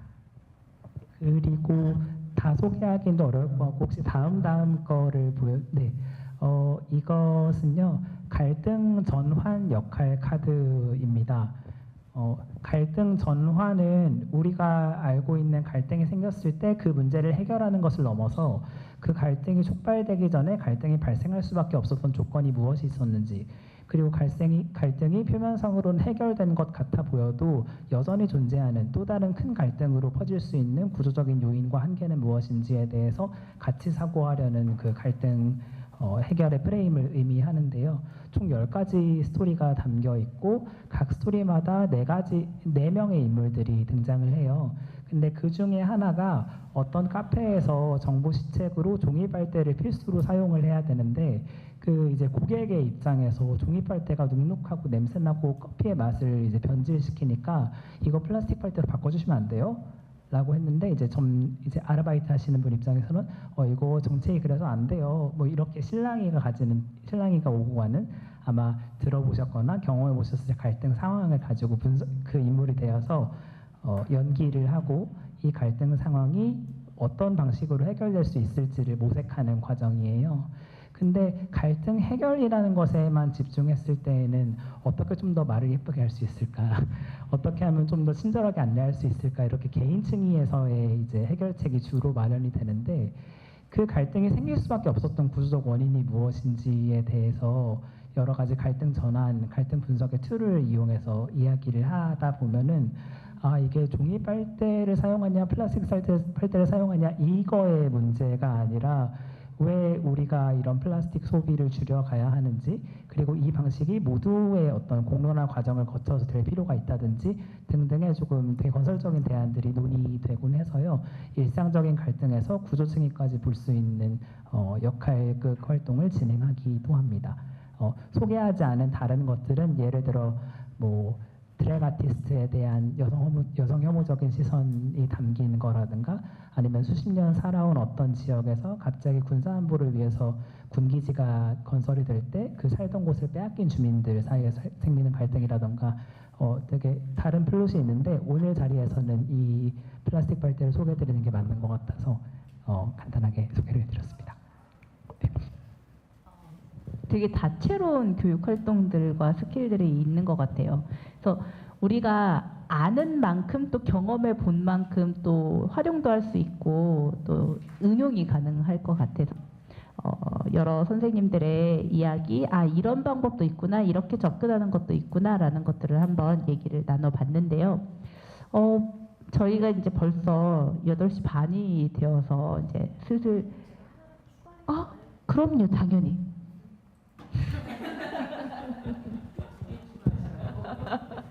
아니 저는 끝에 다시 정리할 시간이 있을 것 같아서 있나요? 근데 제가 맨 처음에 이제는 사회를 바꿔야 한다라고 얘기를 했잖아요. 사회는 물론 당연히 권력을 바꾸는 거겠죠. 근데 이제 교실에서 권력을 바꾸는 단계까지 바로 갈 수는 없어요. 예, 없고 권력을 바꾸더라도 이것이 바뀌지 않으면 그 사회는 전혀 평화롭거나 안전하지 않다는 생각이 듭니다. 뭐냐면 우리의 가치, 우리의 규범 이런 것들이 바뀌지 않으면 안 된다고 생각을 하거든요. 그래서 우리가 사회를 바꾸는 교육 활동은 이런 가치와 규범을 바꾸는 일이라고 생각이 들고 이거는 뭐 하루아침에 뚝딱 생기는 것도 아니고 이거의 가치는 무엇이 옳습니까? 1번 뭐 이렇게 한다고 해서 그게 우리의 가치로 우리 공동체의 가치가 되는 게 아니잖아요. 그래서 이제 어떤 걸 하냐면 거기 가면 카드 구글 폼에 쭉 내려가시면 이건 제가 어떤 의견을 묻는 설문을 물어볼 때 당신은 왜 이런 판단을 하셨나요? 그 당신이 판단한 근거가 되는 가치는 무엇입니까? 가장 중요하게 생각한 가치는 무엇입니까를 항상 필수 질문으로 넣는 거예요. 그러면 어쨌든 내가 이런 생각을 했는데 내가 이렇게 하기로 결정을 했어. 근데 이것을 내가 어떤 가치가 중요해서 이걸 생각했을까? 아마 그분은 그걸 결정을 할 때 그 가치는 생각 안 했을지도 모르거든요. 근데 이제 우리가 바꿔야 될 사회에서 필요한 가치들을 소환을 하는 거죠. 돌봄, 배려, 공동체, 공생. 주로 학생들이 많이 선택하는 건 공생, 공평 이런 거 많이 선택하거든요. 그리고 이제 이런 교육이 좀 차곡차곡 쌓이게 되면 연말쯤 가서 이제 또 그 다음에 옮겨주시면 뭘 하냐면 기후, 우리 학교에, 우리 이 단체의 기후정의 윤리선언 이런 선언문을 한번 만들어 보는 거예요. 조금 더 가면 선언문 끄트머리가 저렇게 끄트머리가 보이는데 이 선언문은 어떻게 만드냐면 좀 아래로 내려와 주시면 아니요? 그 위로 올라가는 거예요. 죄송합니다. 네, 위로 올라가 주시면요. 위로 올려주세요. 네. 여기 조금 화면을 줄여주실 수 있나요? 이거 얘를 축소. 네, 그렇죠. 그리고 올라가시면 이거는 많이 쓰잖아요. 이런 카드들은. 왜냐하면 이 육각형 카드가 사방팔방으로 뻗어 나가니까 많이 쓰는데 얘네들은 스타트예요. 기후 재난이 일어나는 스타트로 홍수, 산불, 폭염 이런 걸 놨고요. 그 다음에 빨간색은 뭐냐면 어떤 문제가 생기는지 기후 위기로 인해서 현재 어떤 문제가 생기는지를 이렇게 뭐 노인, 야외 노동자, 저소득층이 기후 변화로 인해 더 큰 피해를 입는다라고 하는 문제들을 한 거고요. 그 파란색은 이 문제를 해결하기 위해서 어떤 해결책들이 있을 수 있을까를 한 거고, 맨 마지막에 있는 얘는 그러면 이 해결책들을 선택하는 데 있어서 근거가 됐던, 너가 그걸 선택한 근거가 된 가치관은 뭐냐를 하는 거거든요. 그러니까 이거를 이제 마치 게임하듯이 돌아가면서 기후위기 수업이 어느 정도 마무리됐을 때 이 카드가 판에 막 깔려 있고, 학생들이 이제 나는 이게 제일 큰 문제라고 생각해. 왜냐하면 이러고 이제 뭐 한 2바퀴 돌 수 있겠죠. 그러고 난 다음에 이거를 해결하기 위해서 나는 이런 솔루션이 필요한 것 같아 하고 갖다 놓고 다시 또 2바퀴 돌고, 다음에 맨 마지막에 이거를 내가 가지고 왔을 때 가장 중요하게 생각했던 가치는 이거야. 다양성, 자연의 권리 보장, 공동체, 이런 거야 라고 하면, 그리고 난 다음에 자연스럽게 이제 선언문 내용이 꾸려지는 거예요. 그래서 이런 것들, 선택한 것들 중에서 학생들 막 간단한 투표를 통해 가지고 우리 조에서는 이걸 가지고 할래, 뭐 다양성과 자연의 권리 보장을 최우선 가치로 할래, 그리고 이 파란색 카드 중에서 정말 시급한 건 몇 개 이렇게 골라서 걔를 순서대로 이 종이에 옮겨졌기만 하면 되는 거죠. 그래서 우리 학교에서는 이런 기후 위기를 대응하기 위해서 다양성과 자연의 권리 보장을 최우선 가치로 여기며 놓으며, 그것을 실천하기 위해서 우리는 이런 것들을 하겠다라고 하는 선언문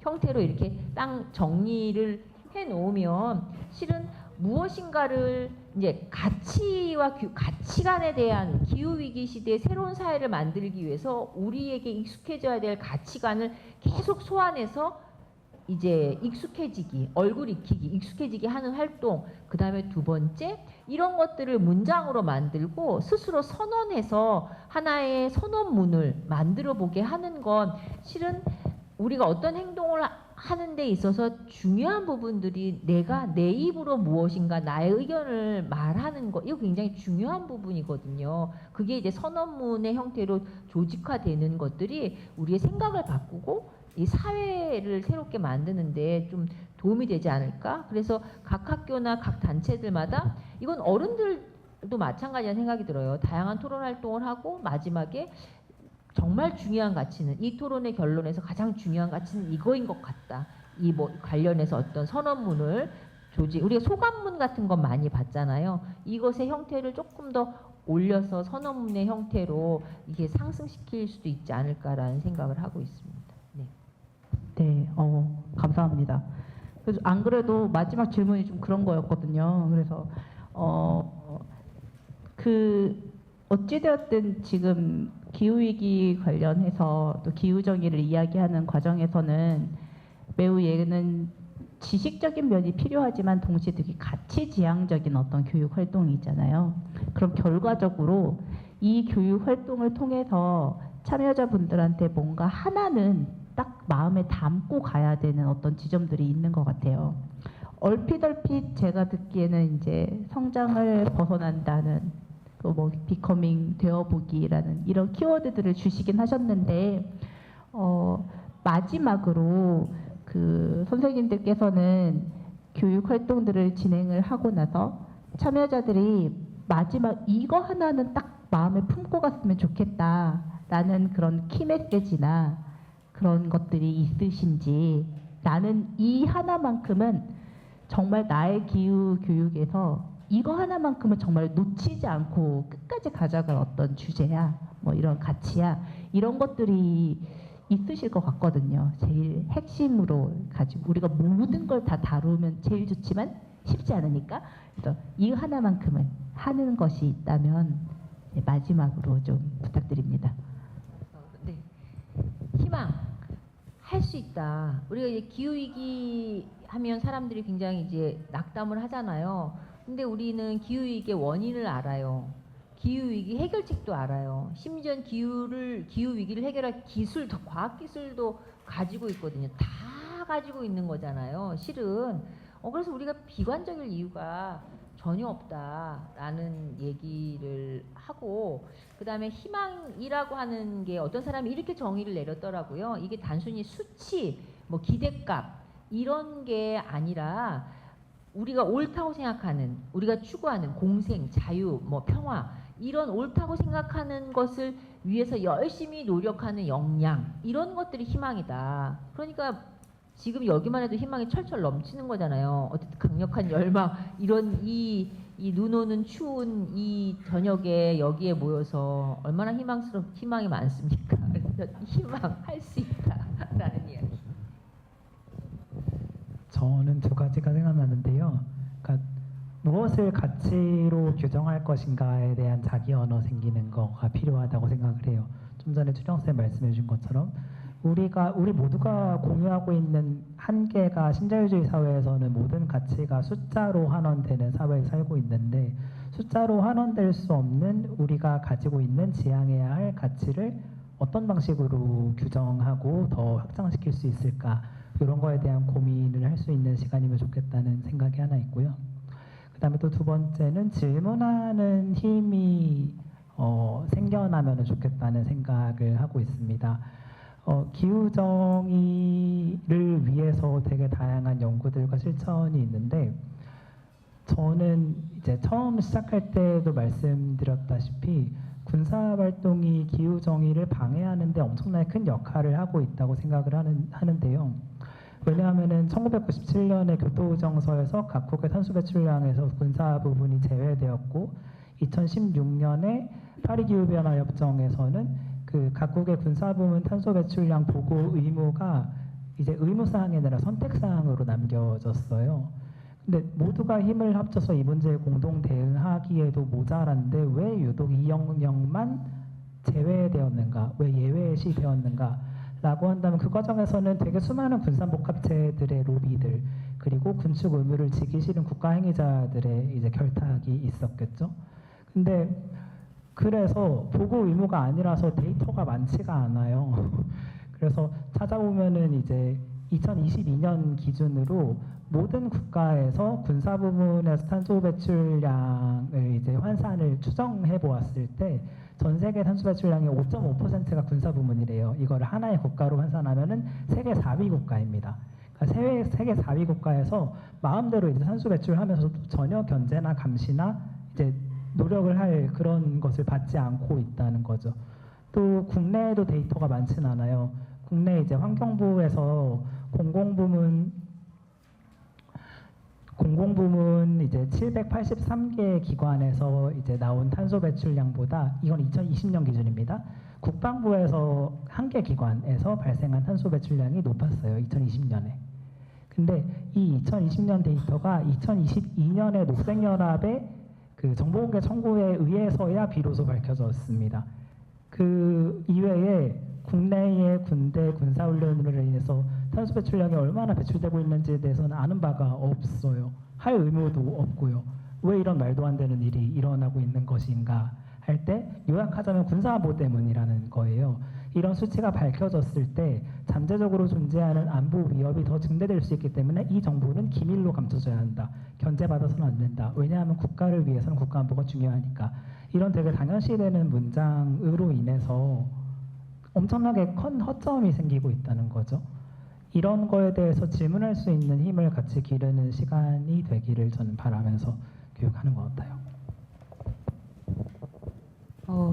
옆에 영철님 얘기를 들어보니까 저희 핵발전 반대할 때도 핵은 매번 에너지 안보 때문에 써야 된다고 하거든요. 근데 안보 때문이라고 하지만 공개가 전혀 되지 오히려 안보라서 전혀 공개되지 않아서 그게 되게 비민주적이고 오히려 기후대응의 어려운 키워드 중에 하나로 작용하는 것들이 옆에서 떠올랐어요.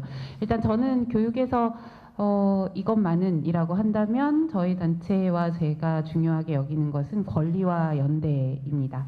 특히나 이제 지금 초등학생, 중학생, 이 어린이 청소년들에게 우리가 교육할 때 환경교육은 매번 책임만 얘기해요. 불 잘 꺼라, 터물러 써라, 쓰레기 버리지 마라. 솔직히 그들의 책임보단 오히려 그들은 앞으로를 살아가야 할 권리, 생존해야 할 권리들이 훨씬 더 많은 세대라는 생각을 하거든요. 그래서 우리는 권리를 이야기할 수 있게 하자. 그 권리가 무엇을 파괴하는 권리가 아니라 생존할 권리들을 얘기할 수 있게 하자. 그리고 그 권리가 다른 것을 침해하지 않는 서로 간의 연대가 함께 있어야 한다라는 얘기를 꼭 하고 싶고, 그 제 PT에 보면 요 말고 조금 뭐죠? 아니요, 위에 있나 봐요. 제가 페이지가 기억이 잘 안 나서요. 네, 좀 더 위에. 네, 여기요.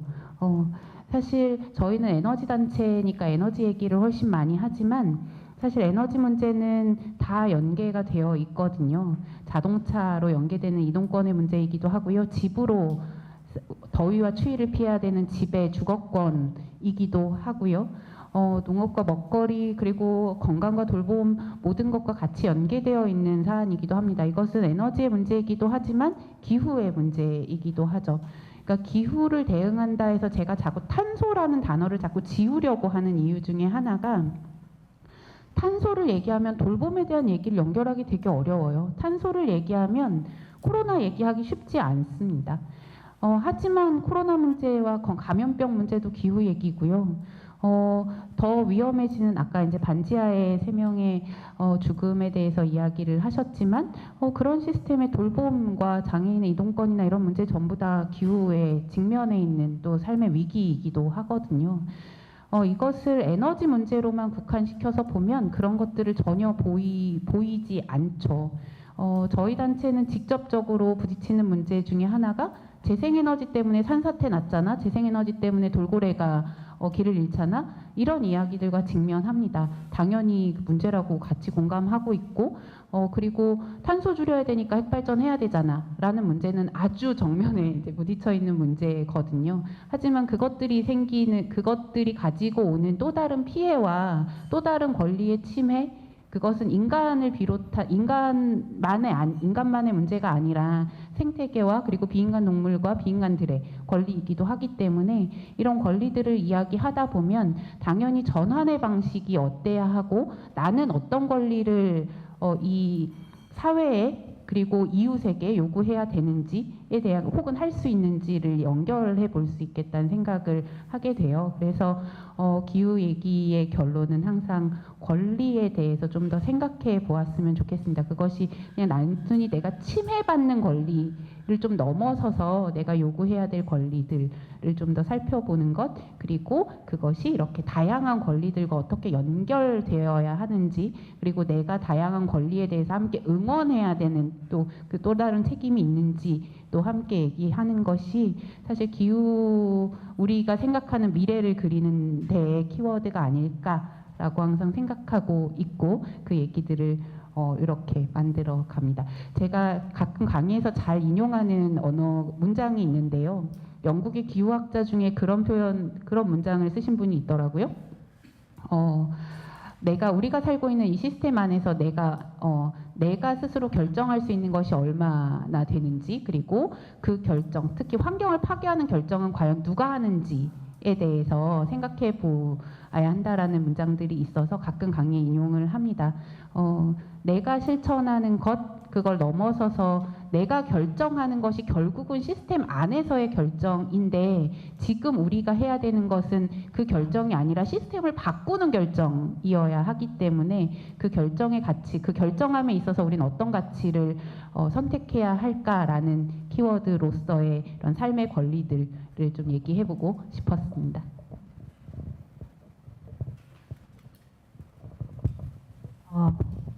지금 세 분의 이야기 결을 들으면서 저만 느낀 건 아닐 것 같고 모든 분들이 다 그러실 것 같은데, 좀 뭔가 되게 납작하게 눌려 있었던 기후위기라는 개념, 생각들이 좀 이렇게 폭신폭신해지는 그런 느낌 들지 않으셨나요? 저는 좀 그러거든요. 이렇게도 생각해보고, 이런 관점에서 이런 이야기를 할 수 있구나, 이런 폭신폭신한 기후위기 이야기가 좀 되고, 그러면서도 여전히 어렵다라는 마음은 있지만 그래도 선생님이 얘기해 주신 것처럼 저희 희망을 가지고 같이 연대하면서 조금 더 질문해보는 시간이 되어 왔었던 것 같습니다. 혹시 이제 질문이 있으실 것 같아가지고요. 네, 어떻게 할까요?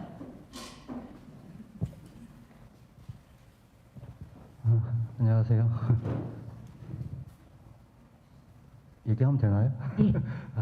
사실은 저도 이제 인권 강사로 활동 중에 있습니다. 저는 이제 아이들 교육은 한 번도 안 해봐서 아이들 막뭐 가지고 노는 거 보니까 좀 재밌어 보이기도 하고 신기해 보이기도 하고 주로 이제 성인을 대상으로 교육을 하는데 제가 요즘 가지고 있는 고민 중에 하나가 있어서 과연 우리 선생님들은 어떻게 대답을 하실지가 좀 궁금한데요. 이렇게 기후위기가 모두 심각하다고 얘기를 하는데 왜 우리가 이렇게 잘 못 알아 이렇게 정말 심각하게 받아들이고 있지 않은가에 대한 질문과 함께 아까 이제 탈성장에 대한 이야기도 하셨잖아요. 그런 부분에서 좀 고민이 있는 게 사실은 대한민국 사람들이 기후위기 많이 떠들지만 그걸 직접적으로 체감하지 못한 이유가 저희 나라 자체가 위도상 이 사계절 변동폭이 크다 보니까 기후위기를 잘 못 느끼는 부분도 있고 그다음에 저희는 지금 50년 만에 세계 경제대국이 된 나라잖아요. 다른 선진국에 비해서 무려 5,000배의 경제 성장을 했어요. 사실은 잘 살기 때문에 저희가 해마다 재난을 겪고 수해를 겪고 이런 일들을 겪었지만 그게 사실 와닿지 않는 게 우리는 경제력이 있으니까 이게 피해 복구가 가능하단 말이죠. 사실은 같은 재난을 당해도 가난한 사람들이 더 어려운 이유는 돈이 없으니까 피해 복구가 어려운 거거든요. 그래서 요즘 또 유럽 국가들이 사실은 이 기후위기의 어벤져스 역할을 쭉 해왔는데 유럽 국가에서도 요새 좀 역진하는 그런 모습도 보이고 누가 이제 제가 기후위기 교육을 하는데 누가 저한테 이런 얘기를 한다면 저는 어떻게 대답을 해야 될까 참 고민이 되는 거예요. 탈성장을 이야기한다면 그렇다면 어떻게 할 거냐. 우리가 경제력이 없으면 기후 재난을 겪었을 때 기후 위기를 겪었을 때 어떻게 이걸 극복할 것이냐 라고 물어봤을 때 내가 어떻게 대답을 해야 되지에 대한 고민을 요새 좀 많이 하고 있거든요. 그래서 선생님들은 어떤 생각을 가지고 계신지 한번 좀 여쭤보고 싶었습니다. 네, 왠지 이건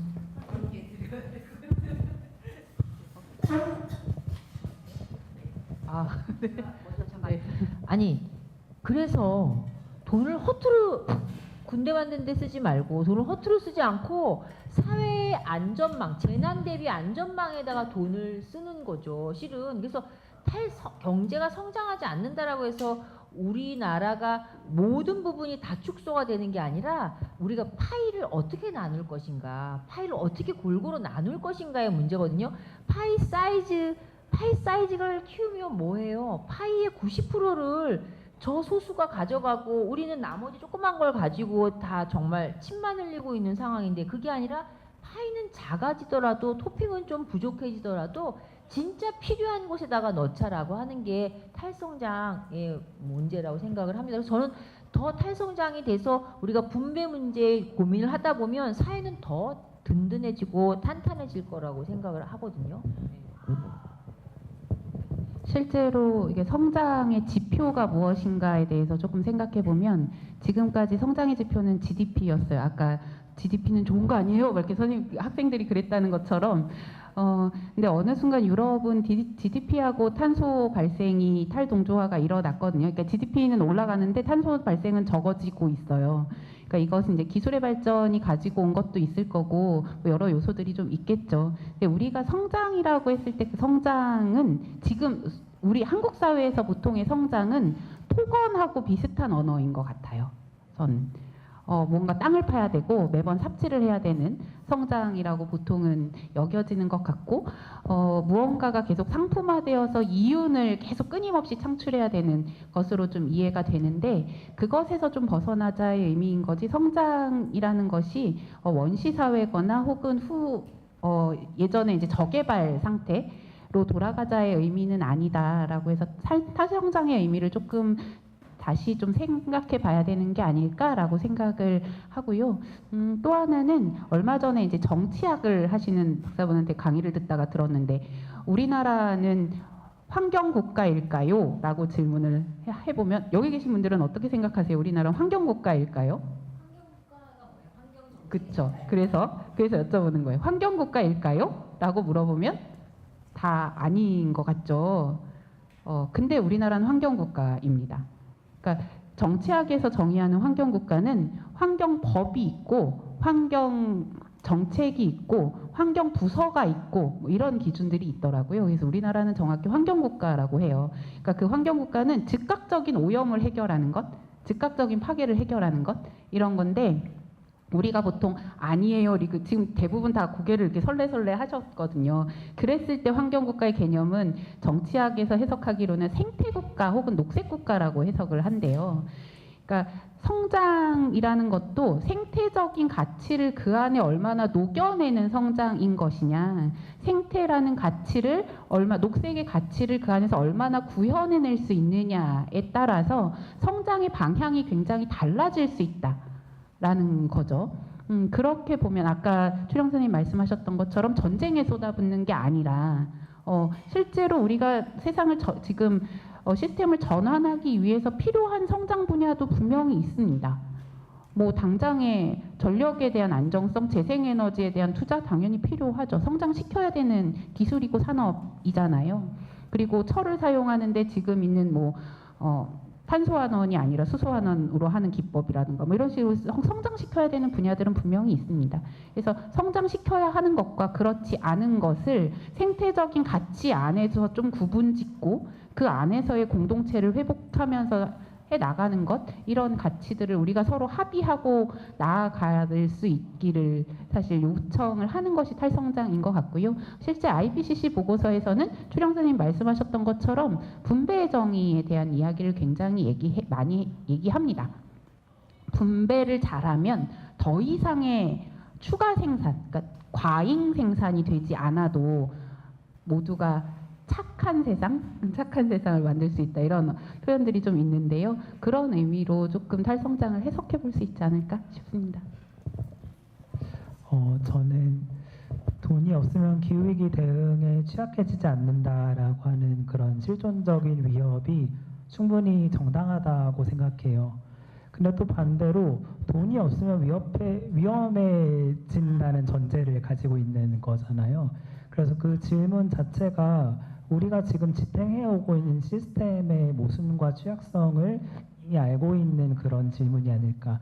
돈이 없다고 해서 취약해지거나 위험해지지 않는 세상을 만들기 위해서는 어떤 조치들이 필요한가라는 질문으로 조금 되돌려보고 또 다른 토론을 여는 방식으로 대응할 수 있을 것 같다고 생각을 하고요. 그 다음에 추령쌤 이야기해 주신 것처럼 작년 기준으로 전 세계에서 국방비로 사용한 돈이 2조 2,400억 달러예요. 되게 좀 너무 천문학적인 금액이죠. 그래서 이거를 한국 돈으로 좀 환산을 해보니까 전 세계에서 군대를 이제 집행하고 전쟁을 벌이기 위해 쓰는 돈이 1분에 59억 원입니다.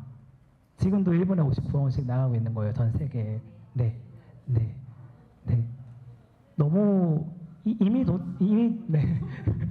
저는 이미 돈은 너무 차고 넘치는 것 같아요. 다만 이것을 우리가 생각하는, 우리가 지향하는 가치와 세상을 위해서 어떻게 분배하는가 이런 것, 이제 안전이라는 게 국가의 경계 내에서만 보장될 수 없고 국가와 국가들이 상호 의존해서 연결되어 살고 있기 때문에 일국 내에서 군사안보로 안전을 지키겠다고 하는 허상을 좀 벗어내고 새로운 사회계약이 필요한 시점이지 않은가 하는 생각을 합니다.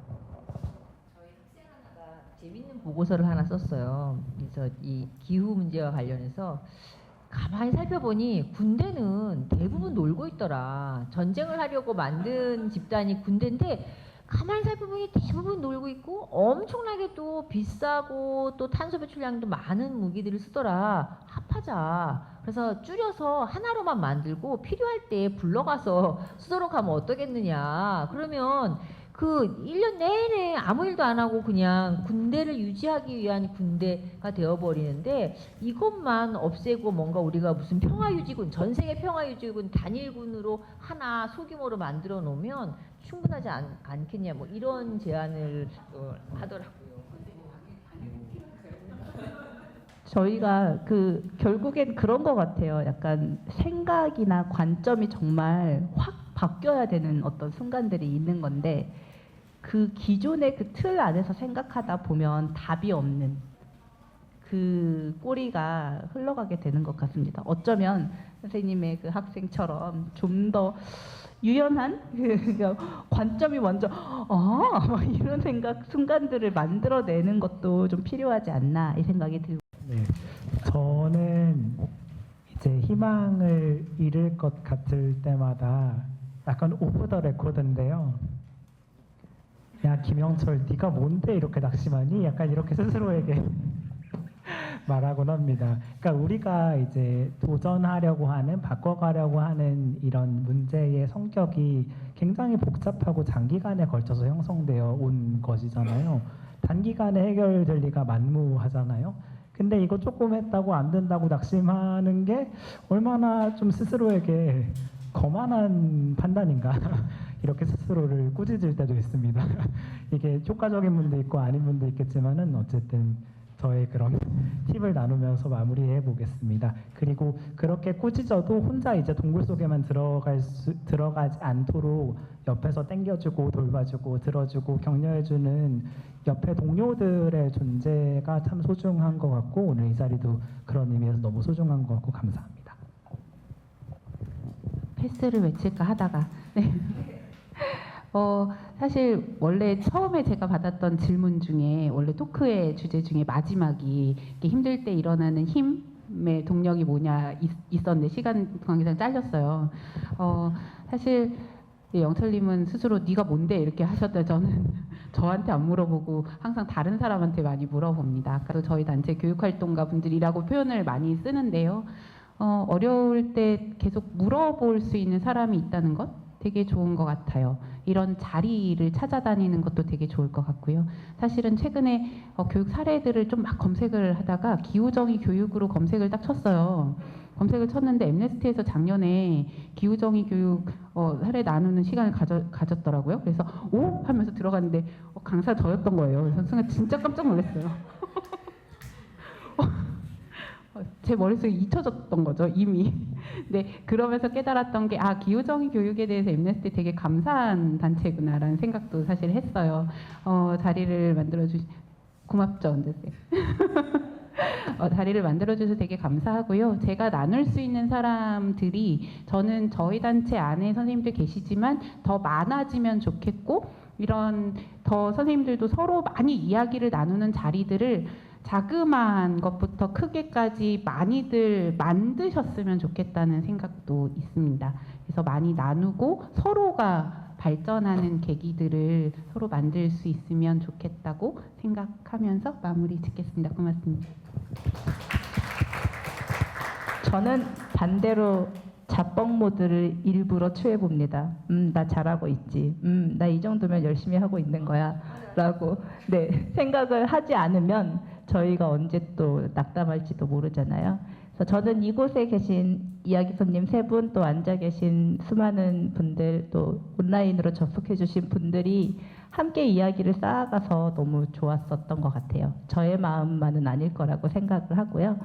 오늘 열심히 같이 귀 기울여 주신 여기에 선생님들 또 앞에서 말씀 나눠주신 선생님들 저희 모두 크게 박수 치면서 이야기를 마무리하겠습니다. 고생하셨습니다.